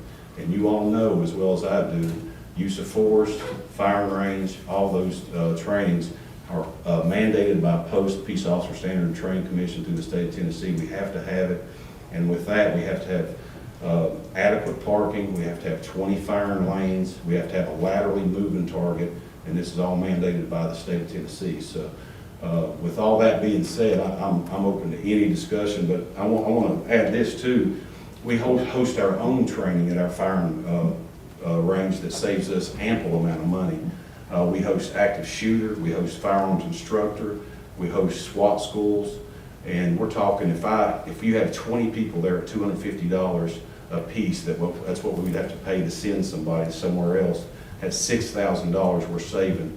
So 80 classes that we host for this would pay for this range. So we do a lot of things with this firing range. And another thing, I've knocked on doors, went by every neighbor that touched the land of animal shelter. The only thing that they were concerned about is, could they come down and shoot? And I have no problem with citizens and commissioners maybe quarterly coming down and having a firing range day for the citizens of Sullivan County, because this isn't my range, it's your all's range as well. So I've got 20 firearms instructors, and they are very well advanced in all aspects of shooting on the move. We have to do a lot of different stuff. We have to have day fire, night fire. But the residents down there that touched the animal shelter, and Cindy Holmes, I had a great conversation with her, went down there, actually had test firing done while we stood out there with the external animals they had outside. We shoot 2 calibers, .223 and 9mm. And I had them do a fire test while I stood there right beside Cindy Holmes, and she couldn't believe how quiet it was. And that's without the berms. We're going to have berms on east and west and north. It's going to even muffle that sound even more. So, we've already looked at OSHA. We've looked at Post. We're going to comply by the standards that the National Rifle Association requires as well. So got some good people on this, and like I say, this is up for discussion. It's not up for the vote. I just really appreciate any consideration, because this is something I didn't want to bring in front of you guys. We had COVID, and then we had the 2% cut, and that I was the first person to say, hey, I understand, let's take this. But now I'm having to deal with the firing range. I know the jail, I know we've had a lot of stuff that's gave me heartburn about every night, but this is another thing that's popped up, that somebody made a deal years ago that, I don't know why in the world you would, but they were going to shut the gates on us on December 31st, and we are without a firing range. So I'm open the floor for discussion. I appreciate your time. We have a list here, and I'll go ahead and we'll start going down it. Commissioner Jones up first. Commissioner Jones? Sure. Yeah, I'm all for this. I was here when we built the first one. And I'm glad you told us where it was going to be. That was going to be my first question, because there was nothing in the resolution that told us that. When we built that, what we had, or still have, I guess, for a year, whatever, we used a lot of inmate. Job Corps, yeah. No, inmates. Inmate and Job Corps. That had skills in laying tile and a lot of different things. That we use that. Are we going to be able to utilize those resources again? I'm glad you asked me that. I'm going to bring a Scott Parker, a Pastor Scott Parker, was Saved by Grace up here in a couple of months, let you meet him, but he does a program called 180, and he works with construction companies all across this county just for inmates. He gets them a job, gets them a savings checking account. While they're incarcerated, he transports them to that job site, finds them a skill that they're good in, and he's already told me that he's going to bring all the people he can and all the resources he can to build us a building and do everything he can labor free. So, Thank you. yeah. Thank you. Thank you, Mr. Broughton. You're recognized. Thank you, Mayor. Thank you, Sheriff, for coming Thank you, in. Commissioner. You know, everybody in here knows half of us in here are active hunters, active shooters, and we understand the importance of the range. Nobody's against it. What gave me heartburn is yesterday this went from 400,000 to $1 million in 12 hours. And then we're talking about spending money that we ain't even got. Yeah. And may not get till the end of the year. Right. You know, I just feel like the discussion's fantastic. We need to have it. This resolution is premature. I feel like I've been brought an egg and been told it's a chicken. You know, I agree we need a discussion, but I don't think a resolution at this point in time is in order, because I don't know what we have to really vote on. Like Commissioner Stidham said, you know, I'd rather say, hey, we need this much money, and, you know, we spend that, and the rest doesn't go back to my budget. It goes right back to the general fund, goes to the county general fund. So, you know, I'm looking at probably 475, but, you know, I'm no expert when it comes to, you know, grading and construction work. Everything we can get donated and labor-free, we're going to get, and I promise you that. And we have a lot of, especially Baker Construction, I got to give him thanks today, because I'll tell you, he did about $50,000 or $60,000 worth of work back in April. And, you know, like I said, that anything we don't spend from that, you know, I'm shooting high, and then, you know, whatever we don't spend, great, let's put it right back in the county, just like, you know, we do with our budgets, you know. I mean, we try to maintain our budgets throughout the year. Just because it's getting to be the end of the year, it's not like, you know, let's go buy a hot tub and a jacuzzi. And, yeah, I understand that. But, yeah, it's good for discussion, and I'm open to anything, and my phone's always open. I've had a lot of calls and really good questions. And like I say, you know, half of my career is training and management, but you cannot put a price tag on the training of these officers. And, you know, a firearm is probably the least used weapon we use on our tool belt, but when it is available and justified, it's the most important. And I've been in a shooting, and I really attest that shooting to saving my life and 4 others because of the training I had. 3 weeks prior to that, I went to a SWAT school, and I had to use an AR-15. So I can't really tell you how important it is, and I know it's mandated, but it's extremely important these individuals get the training they need. Thank you, Commissioner Vance. Thank you, Mr. Chairman. I'd like to be added as co-sponsor of this resolution. Without objection. One of the things, Sheriff, you may remember, when the county sold the landfill to EchoSafe or whoever it was, the discussions during that time was the new owner that bought the landfill, which then sold to EchoSafe, now it's on Waste Management. In those discussions in the committee, I was on that committee, and one of the discussions that was brought up was about what was going to happen to your training facility. Now, this was back in 2002, 2003. There was a promise that was made by the new owners, which has now changed hands, it's changed hands again, was to give the sheriff's department $500,000 to build a facility to replace the one that they had. And they said better too. didn't And they never did do it, okay? I remember when Herb Eccles worked at the sheriff's department and Gary Medlin, the guys who were overtrained, they put a lot of their own personal time in to build that facility, and that was one of the nicest facilities around. And it actually had a training facility, a training room. And that's where all the training for the sheriff's department done, and they had the firing range outside, because we actually used it several times for our untrained at the EMS. So, when I say that, because we never went back and replaced what we had. So that's why I'm going to support that. It needs to be replaced. It should have been done then. The negotiation of the contract of selling that landfill changed in a couple of years, and that money was taken out with the next negotiation of the landfill. Mr. Lucian Lawson will tell you all about it, which has been an issue with me because we were supposed to have gained a lot of money on tip fees and all that. But when it changed contracts from the original contract to the second contract, that's when the money was taken out and the county sheriff's department lost $500,000. It's a bad decision, shouldn't have happened. But I wanted to bring that up. I think we have a commitment. I think we owe the sheriff's department that commitment to restore that training facility, because that was a negotiation we did here that had a negative impact on you all in your training facility. So when we say about spending money, that was a bad decision that we made back then. And it's another decision that needs to be fixed today.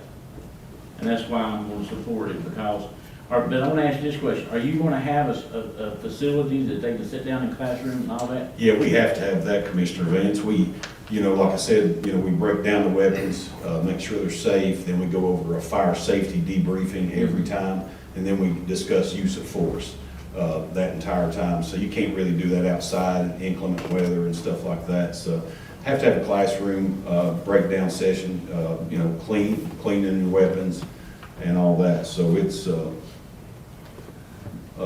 and we're looking at that probably. Right, you remember when all that took place? I do, Commissioner. Here's some estimates on. They use the word that, we know that we're, eventually you all will have to vacate the premises, but we will get you something better. That was the words used. Yes, but I know negotiating with, at that time, it was Gary Rader and some other people. In that discussion, he promised to give the sheriff's department $500,000, but that got through to the wayside in the individual contract. It got changed, but. And this might be something Dan Street could answer, but the stuff that we build out there, the post steel building, the firehouse range building, all that stuff, does that mean that's theirs too? I mean, you see what I'm saying? I mean, that was money and time spent we did, but is that now waste management's? I mean, because it's on their premises that they're making us vacate. Does that, I don't know. I mean, Well, actually, the land is sitting on actually belongs to Echo Safe. yeah, so everything on it, we've just lost. Yeah. Is the building still there? Yeah, well, they've tore all kinds of stuff out of there and stuff. I mean, it's really a mess. I just want to say, good luck. Thank you. Commissioner George, you're recognized. Dan Busby, and do you want to have him answer that? I will be happy to. Dan, you want to push your button? Thank you, Commissioner George. Well, I will just say that the negotiations and the ultimate resolution of that landfill was hotly debated for many, many months. And the decision was ultimately decided and reduced to paper, and it was implemented. And part of that decision, I recall fairly clearly, was that we had use of it for a relatively short period of time, and then that was it. We knew that going in. We got to use it quite a bit longer than we were entitled by law to use it. And we did get $1 million, I know, at least, out of that property.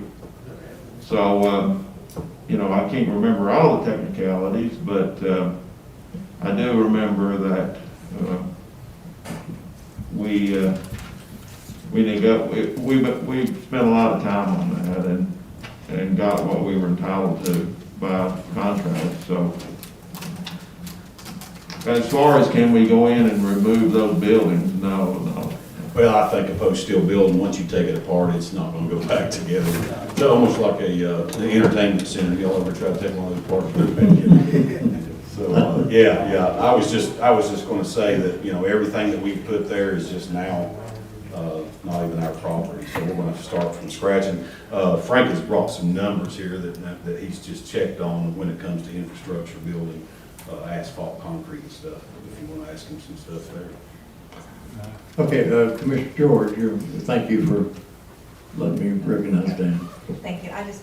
You mentioned that you know, Kingsport and Bristol and their facilities. But, you know, what about the counties around here? Are there some additional counties that don't have necessarily the funds to completely build one of these that might be willing to put some money in it if their officers could come over here and train? Or is there a way that, you know, you were talking about where we host this training, that we, you know, obviously, you know, there's charges and fees. Is there a way that if we, when you're looking at this, are you looking at it in terms of what size it needs to be able to hold trainings for, if there's, check into how many people areas need to, so that we can, if we need to make it just a little bit bigger, but we can use it at a different level in terms of instruction.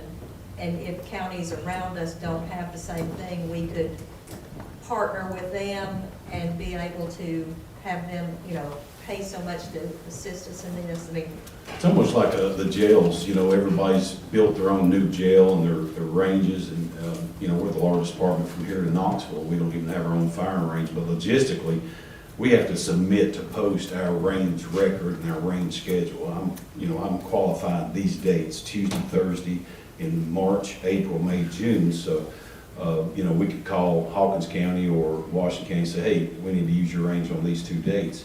Well, they're full, sorry, you can't. well, I mean, I'm talking about building ours, And but then- having them. Oh, we already do Northeast State Police, Yeah. Tri-City Airport Police, constables, retired officers. We do a whole lot more than just our agency, because Bluff City doesn't have a range, Airport Police, Northeast State don't have a range, so they use our facilities, and we qualify all of our constables as well, and our retired officers and reservists, so. I guess my question was more, can we reach out to other counties to see if they would benefit from this? And if so, you know, what kind of funds could come in to make sure we don't underbuild it, so then we can't get the benefit if there's other counties that need to partner with us? Not us using theirs, but partnering with them to use ours and maybe help fund it to make the facility even a better facility that could serve larger areas, because some of the smaller counties may not have the money to build their own, but might be willing to work in partnership a little bit to help make ours large enough to accommodate them too. Yeah, there's got to be one instructor per 4 students by post. So you got 20 people, 5 firearms instructors out there. So you never have more than 20 lanes. So, you know, when you talk about bringing a lot of different agencies in, I mean, you're talking about, you know, hours and hours and hours qualifying people, because you don't just shoot 50 rounds and you're done for the day. You do day fire, night stress, day stress, pistol, rifle, shooting and moving, all kinds of different things than just shooting 50 rounds. So when we schedule a range day, we can't have more than 20 people scheduled for that day, because we have so much in detail to do. And nobody's ever reached out to us to ever use our firing range, other than they love coming to our training. They say that, you know, in East Tennessee, our training is one of the best, and I love hearing that, but they come to us for that training.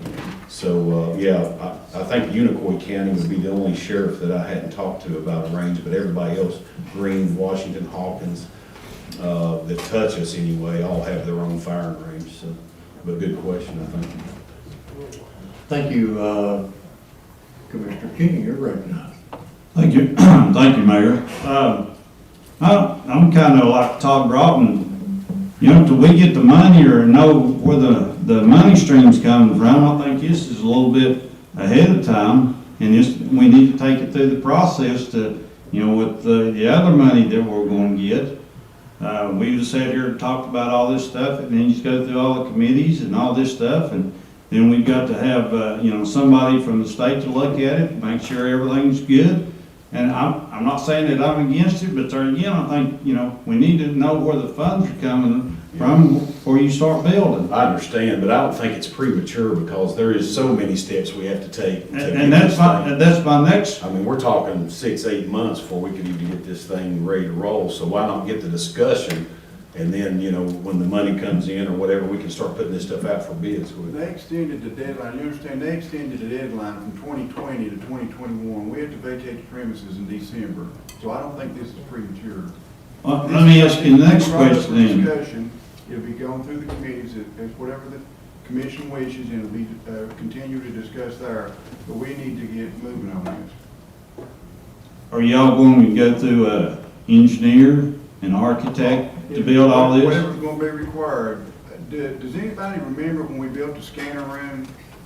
Was anybody shocked on the scanner room rooms? No, How much no. it cost? You weren't shocked? No, because I knew what had to be done. Okay, do you remember what it did cost? Started out 80,000. 80,000 or something? Well, no. That was a funding that we got from ballot. Right. I put 60 with it. Right, okay, And yes. it wound up being That's right. $162,000 with architectural fees, change orders, and then J.A. Street's quote of 134. Right. So, we gotta get moving on this. All right. That's my, you know, just make sure that everything's in order when we do this, because, you know, and this is kind of, I know a fellow that owns some land that used to have a firing range on it by a local police department. And they started coming out and digging all this lead out of the ground. Well, he got his ground considered as a brownfield because all the lead where they'd shot over the years. Yeah, you have to dig that out every 10 years. Yeah. Yeah. So is that, you know, and I think we need to get somebody that's qualified to design this thing to where we're not having to do this. We've already been in discussion with the National Rifle Association. Exactly. And OSHA. And OSHA's already, you know, explained all that. We'll have to build the back berm, Right. enough time to get some trucks back there to grade out that lead, but that's every 10 years. We have to get that lead out of that ground. Right. Because if you get the lead in the water supply, then, you know, that's a whole different deal. Yes, sir. All right, thanks. Commissioner Locke, you're recognized. Move up, waiver the rules on this. Consent agenda. Well, the only problem with that, Commissioner Locke, is this is money that we have coming in. We're not sure of the restrictions. We brought this resolution forward for discussion tonight. It needs to go through committee, all the way through the process, so everyone can get their questions answered. And I really like to see it at the end, not just be a 16 vote, but a 24 vote yes on this. And by doing it through the committees, and Larry will tell you, we're not sure, even dealing with CTAS this week. Maybe next week we'll have exactly what we can do and can't do, right, Larry? Hopefully. If it is ever ending, seems like put off a few more days and finding out what we need to know. We thought we would this week or last week. And then but at the same time, there's language saying money will be turned loose early until January or December. Mr. Stidham, is this on first reading? Or This is on first reading. Okay. I think that solves a lot of problems there. Mr. Broughton, you're recognized. Oh. Thank you. There you go. Yeah, no, Frank, I understand what you're saying. I don't think the discussion is premature at all, but this resolution is premature. We don't need a resolution if we're ready to spend money, and we're not. That's what I'm saying. You know, we're not against talking about this. I think we do need to meet and discuss it, but we don't need a resolution because we don't even have the money to spend. Well, it's the catch-22. We want to be prepared when the money comes in. This has got to be done. Right, but we don't need a resolution so to talk about it. That's what I'm saying. Harm, the commission knows. Right, I'm just saying, I'm with you. You know, the discussion's good, the resolution's premature. Appreciate your opinion, Frank, but Frank, if you can hear me, I appreciate your opinion, but this commission will decide what has to be done. And again, I think it's timely that Commissioner Stidham brought this, but I think that's a decision the commission will make without undue encouragement. Okay. Appreciate you. Larry Crawford, you want to be recognized? Thank you, Mayor. Jeff, do you, somewhere in the future, do you have plans to bring something to us, an architect's drawing or something of what this is going to look like? And when you design and build the building, are there certain requirements for your agency and within all the training you're doing that building will have to fit your footprint instead of just building a building? Not really, Larry, Commissioner Crawford. Pretty much, you know, we can only qualify 20 people at a time, just enough to hold 20 people. You know, that way we can, you know, have adequate training grounds, training facility. Bathrooms are good because off-site bathrooms, you know, they took the bathrooms out at that one range, and every time somebody used the bathroom, they had to leave training to go to the BP gas station down there off 394. So, you know, just to make for convenience and stuff like that. That's about all we're looking at. Well, and also you're going to have to vacate that property if you ever accessed it. You're going to have to vacate that property by the end of this year, correct? Yeah. Yes, sir. So what are your plans going forward for the qualification? Where are you going to be doing that qualification? Fortunately, we don't start qualifications until after the winter, January, February, March months. So, you know, if this doesn't go through, I'll definitely be making some phone calls.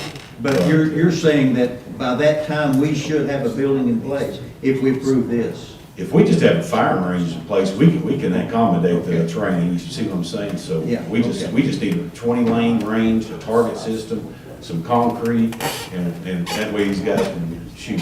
You know? And also, you feel very confident that once this is in place, that it's not going to be a cost factor for us to be reviewed? It's not going to be reoccurring. It's not going to be reoccurring at all. I can promise that. Trustees will mow it. We'll do our own brass cleanup.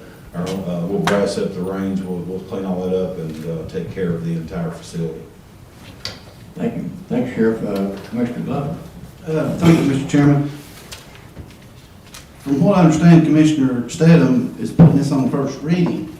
That means this will be coming to a vote in October, correct? That's his choice.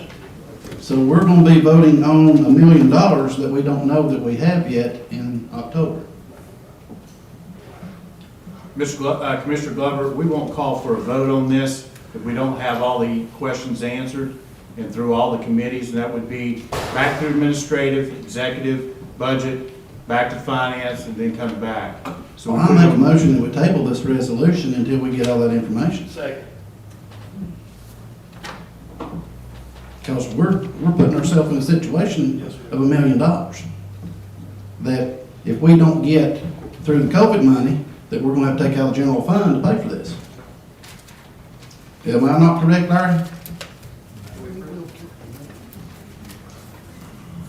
I'm just looking back at the resolution again, how it reads, if the state's just got to cover that money, then you're not putting yourself in jeopardy for all practical sense. You probably are in the long run, you're gonna have to do it one way or another, but you can't spend the money until everything's in place, so.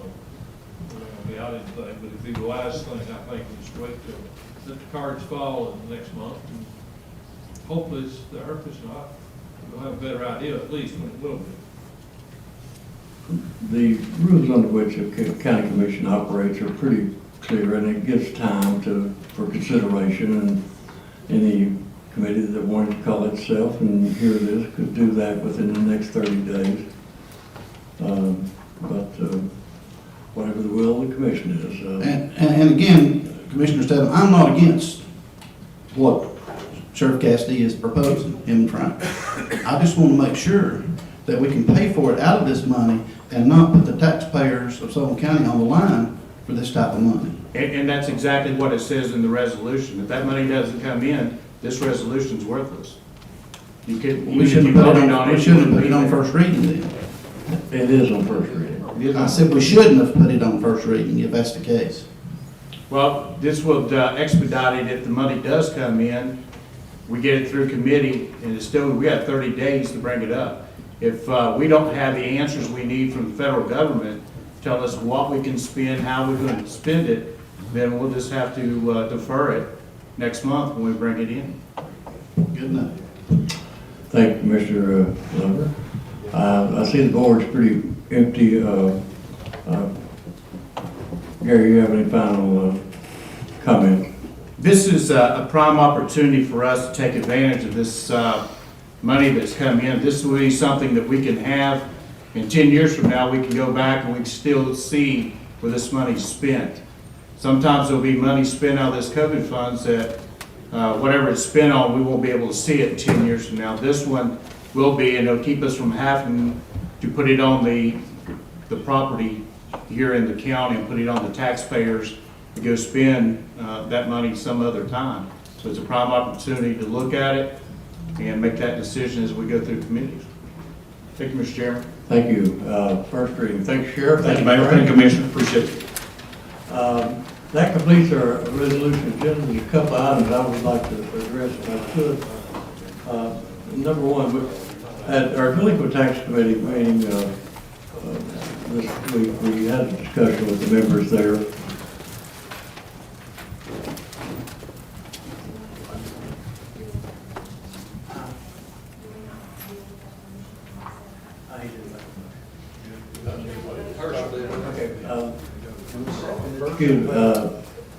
The clerk asked me a pertinent question. Did you make a motion to table? Yes, I did. You did, okay. We're back on this. I didn't recognize that. Do we have a second to the motion to table? Commissioner Broughton? Commissioner Glover, I apologize. I didn't realize there was a motion. And tabling, I'll ask the county attorney to address that on how the motion is removed from the table, but it could occur in the same time frame as the second reading. So we have a motion to table, probably second. Any discussion? Mr. Street. I thought you were gonna ask me to explain it. Well, I think it might be good. I think it might be good. That's why I hit my button. Well, I'm glad you did. Well, I don't like to venture to explain unless I'm asked, because I could be wrong, but the way I understand the motion to table, it will just be removed from the agenda, and it will be forever removed from the agenda unless it's lifted back up from the table. So it takes a motion to lift it back up. I do recall some argument that if it's not lifted from the table in the same meeting, it becomes a void resolution, for lack of a better word. So the bottom line is, if it is tabled, you just basically have to bring it back at some point in time in the future, but it will not be on next month's agenda if the motion to table passes. Thank you, that's a good explanation, and I think you're right, there is a controversy whether you can lift a motion to reconsider from the table at a future meeting. And my thought has always been you could, which I just said a few minutes ago, but I generally defer to the county attorney on Robert's rules. So I think we'll go forward that if you vote to table this, it removes it from the agenda and would have to be refiled next month with first reading. So with that explanation, any other questions? And I'm going to have to ask our clerk to call the roll on the vote. Mr. Akers, I'm sorry, I looked before I ever say anything, but you're recognized. All right, so to clarify, because I'm a process guy. If you vote to table this resolution, it does not go through the committee meetings next week, because the resolution is dead. It's over. And so we're not voting on it tonight. It's just here to discuss, like Gary said, to allow it to go through admin and exec. No, there is no resolution if you vote to table the resolution. That's what Dan just said. Okay, I'm going to recognize him. You go ahead and make it. That's what I'm saying. We're not voting on this resolution. Herschel's one of our best friends. Let him finish. We're allowing it to, so we can discuss it for the next month. And then if we find out we have the money, great, then we will decide then we need to decide if we're gonna vote. But I don't think we need to table the resolution, because we're not voting on anything tonight. Allow it to go through the committee meetings, because if we vote, well, obviously I'm gonna vote against tabling it, but if the motion that Herschel and you seconded is to table the resolution, I mean, that resolution now is wadded up and thrown away. Doesn't exist, so it's never gonna go through committee meeting until a resolution is brought back up. So I don't understand what we're arguing about. I agree. I'm never gonna vote on the resolution until the money is told us where it's coming from. So why not let it live on life support? But when he's through, I'm gonna recognize him. A little patient, go ahead, you're recognized. Thank you. I totally understand what you're saying. We've had committee meetings multiple times without voting. For example, when the gentleman come in to do the ankle bracelet stuff, we all had committee meetings. You don't have to have a resolution to have a committee meeting. You just have to call a committee meeting. A resolution says, we're going to spend this money. Right now, we're in the information stage. We're not in the, we're going to spend this money stage. So we don't need a resolution because we're not ready to spend money. We need meetings to discuss. Attorney Street, would you, I got you, Andrew. Generally, unless we're moving on to a vote, I'll look at this and catch you all. Dan? Did I hit my button? Yeah, and you're recognized whether you want to get it You asked me a question? No, I didn't. I saw you about to come Well, up. I didn't remember him. Commissioner Jones has handed me something that says, and I was trying to confirm it, that this motion is actually not debatable, but I can't find it on this list, so that's, I guess that was why I hit my button. But I need to find it. I thought I had it, but I don't see it. Well, I'm going to allow it. Okay, I'll take care of that. Well, Sam, I try to go to Robert's rules as much as I can, but when I don't know and I ain't got your cheat sheet there, I'm going to allow debate on this motion. Commissioner Cross. I was gonna get mad if you cut debate off right when I pushed my button. No, I was just gonna say there's a middle ground, and there was a middle ground here. You got tabling it, and you got letting it live on life support. Just, we could defer it until that time. Is that what you're saying life support is? We don't have to do anything. Exactly, that's what I'm saying. But when the time comes to vote, you can defer and defer. We have a motion on the floor for a second. We have to take action. Our system defers. It's deferred on first reading unless you suspend the rules. It cannot be considered until the next regularly scheduled or the next meeting of the county commission. So it's deferred for 30 days right now. Mr. Glover wants to remove it from the agenda, and Mr. Broughton does, and not discuss it this week. Now, they said if Mr. Broughton says if I have a committee meeting and I call the executive together, we don't need anything to discuss. But traditionally we have. Traditionally. So this is non-traditional. Okay, Herschel, you're recognized. It's your motion.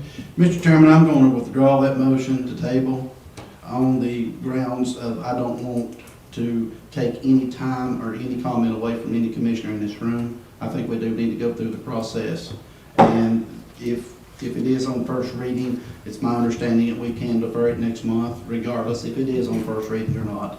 And I'm going to withdraw my motion to table so we can go through the proper channels for discussion of this resolution. Without objection, Commissioner Glover, we will withdraw your second. Thank you. I don't want, like I said, I'm not against the resolution. We just raised people's property taxes about 10 cents in this last budget cycle. And I don't want to commit to any type of money, especially that type of money being spent, until I'm 100% sure that we've got the money to vote on to spend.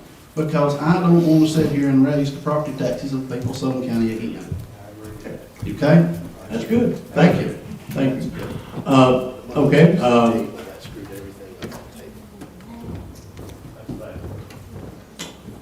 We had a motion on the floor. Dan, help me out here, man. We had a motion to reconsider. Oh, we and we did approve it. Yes. So- What's the motion is made and seconded, it really belongs to the body, but we have a history of. Dan, let me turn your mic on. This is on first reading. And I'll harken back to the previous one. Dan, if you'll push your button, there you go. Yes, once a motion is made and seconded, technically it belongs to the body. But we have a history here of allowing sponsors to withdraw their own motion. And you always say, Mr. Chairman, without objection, and that pretty much covers it. So, if the sponsor withdraws it, if there's any objection to the sponsors withdrawing the motion, then that, it couldn't be withdrawn.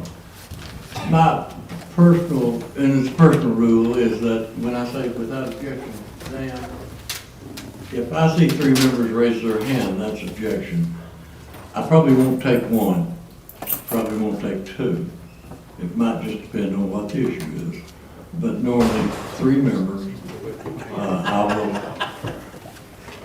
accept it. So, you can't tell what I'm going to do, can you? And that's the way I want it. But anyway, thank you, Dan, for bringing that up. Okay, we've got that on first reading. That completes our agenda. I was getting ready to say that we had some discussions about committee meetings and regular committee meetings with just a discussion after the Legal Tax Committee. And there's a suggestion, our attendance at work sessions has been low. As a matter of fact, we don't have a quorum sometime if we needed one. We don't ever need one work session, but that means that it's not meeting the needs of the commission. To me, it does. Or maybe it's not valuable to the commission. So I want to get with the committee chairs and see if we want to start scheduling regular committee meetings the way we had them in the past, and to get with you all and see if you want to consider new rules as to how those committees operate. I think it's appropriate as we go into the last year of this session of the county commission. So, Mr. Chairman, I would like to discuss that with you and bring a proposal to the commission. The will of the body always is going to prevail here. But I do suggest strongly, for the very reasons that Mr. Bailey mentioned, as far as us crafting a proposal for the commission on this new money, it's a good time for us to be considering doing that. That would mean we wouldn't have work session on Thursday evening. So, anyway, I wanted to make that point. The other personal point I want to make is in June, I believe, you passed a resolution asking me to report on whatever regional effort, and I'm not sure what, let's say the regional hub, at a date certain. I have not done that because there's been no activity to do that. I'm hopeful to have a report on action on the regional hub at our next regular scheduled meeting. For the people who are forming this have formed themselves into a board of directors. No final bylaws at this point in time.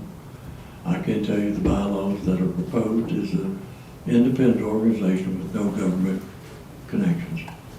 But I'll be able to report that to you, and I wanted to tell you, I'll report that to you at our October meeting. Because I expect some action by the end of the month, and I expect some public comment by the end of the month by the people who are forming that corporation. So those are the two things I have. Be happy to answer any questions. We have Commissioner Crawford wants to be recognized, and Commissioner Broughton Crawford first. Thank you, Mr. Chairman. Some of you know last night my son was rushed to the Vanderbilt Hospital. It's been a pretty rough night, pancreatitis. Doing a little better, but I would appreciate you keeping him in your thoughts and your prayers. This is reoccurring for him, and I'm just hoping they can find, they're giving him the most powerful medication they can give him right now, and it just keeps reoccurring. So just keep him in your thoughts and your prayers. Larry, thank you. I wasn't aware of that. Commissioner Broughton. Thank you, Mayor. I was curious, is it September, are we gonna do the chair vote this evening? As we've done the last couple of years, October, and we would elect a chairman and board committees with your all's permission. And I don't know how it got to October, quite honestly, but we're kind of there. So do be considering that, and know that it will be on the agenda. It will be on the agenda in October. Commissioner Hunt, if you ask your question. Commissioner Jones. Just want to remind everybody, if you haven't given Angela your name, and if it's you and your spouse, to come next Thursday for the steak dinner, she needs to know that. We've got to give a head count. And so 5:30 next Thursday at the Ron Ramsey Center for the regional county commissioners meeting. Folks, it's worth the trip. It's worth the trip. Please let her know. Okay. Thank you. Commissioner Avery. Thank you, Chairman. Just kind of want to give a quick update on the redistricting meeting we had. Next one is scheduled for September 30th at 4 o'clock. Was it yesterday? My days, I've had a really rough week. Yeah, we met yesterday, didn't we, Richard? Yeah, I believe we did. I believe we did. That's kind of clear. Yeah, but it was mainly an organizational meeting, kind of went over, kind of got how we're going to lay it all out and everything. And Amber's working on some, the GIS maps and all that. Realistically, I think, our goal is to have something, I think October's a little, but by November to vote on, and everything. Don't see a whole lot of hiccups on anything major, and, so just want to keep you all informed. Yeah, and at the October meeting, I would like to, if we have some report of, it's really important that you all comment on what you want to happen, and the committee will be responsive. Anything else? Do we have a motion to adjourn? Yes, sir. We have several motions.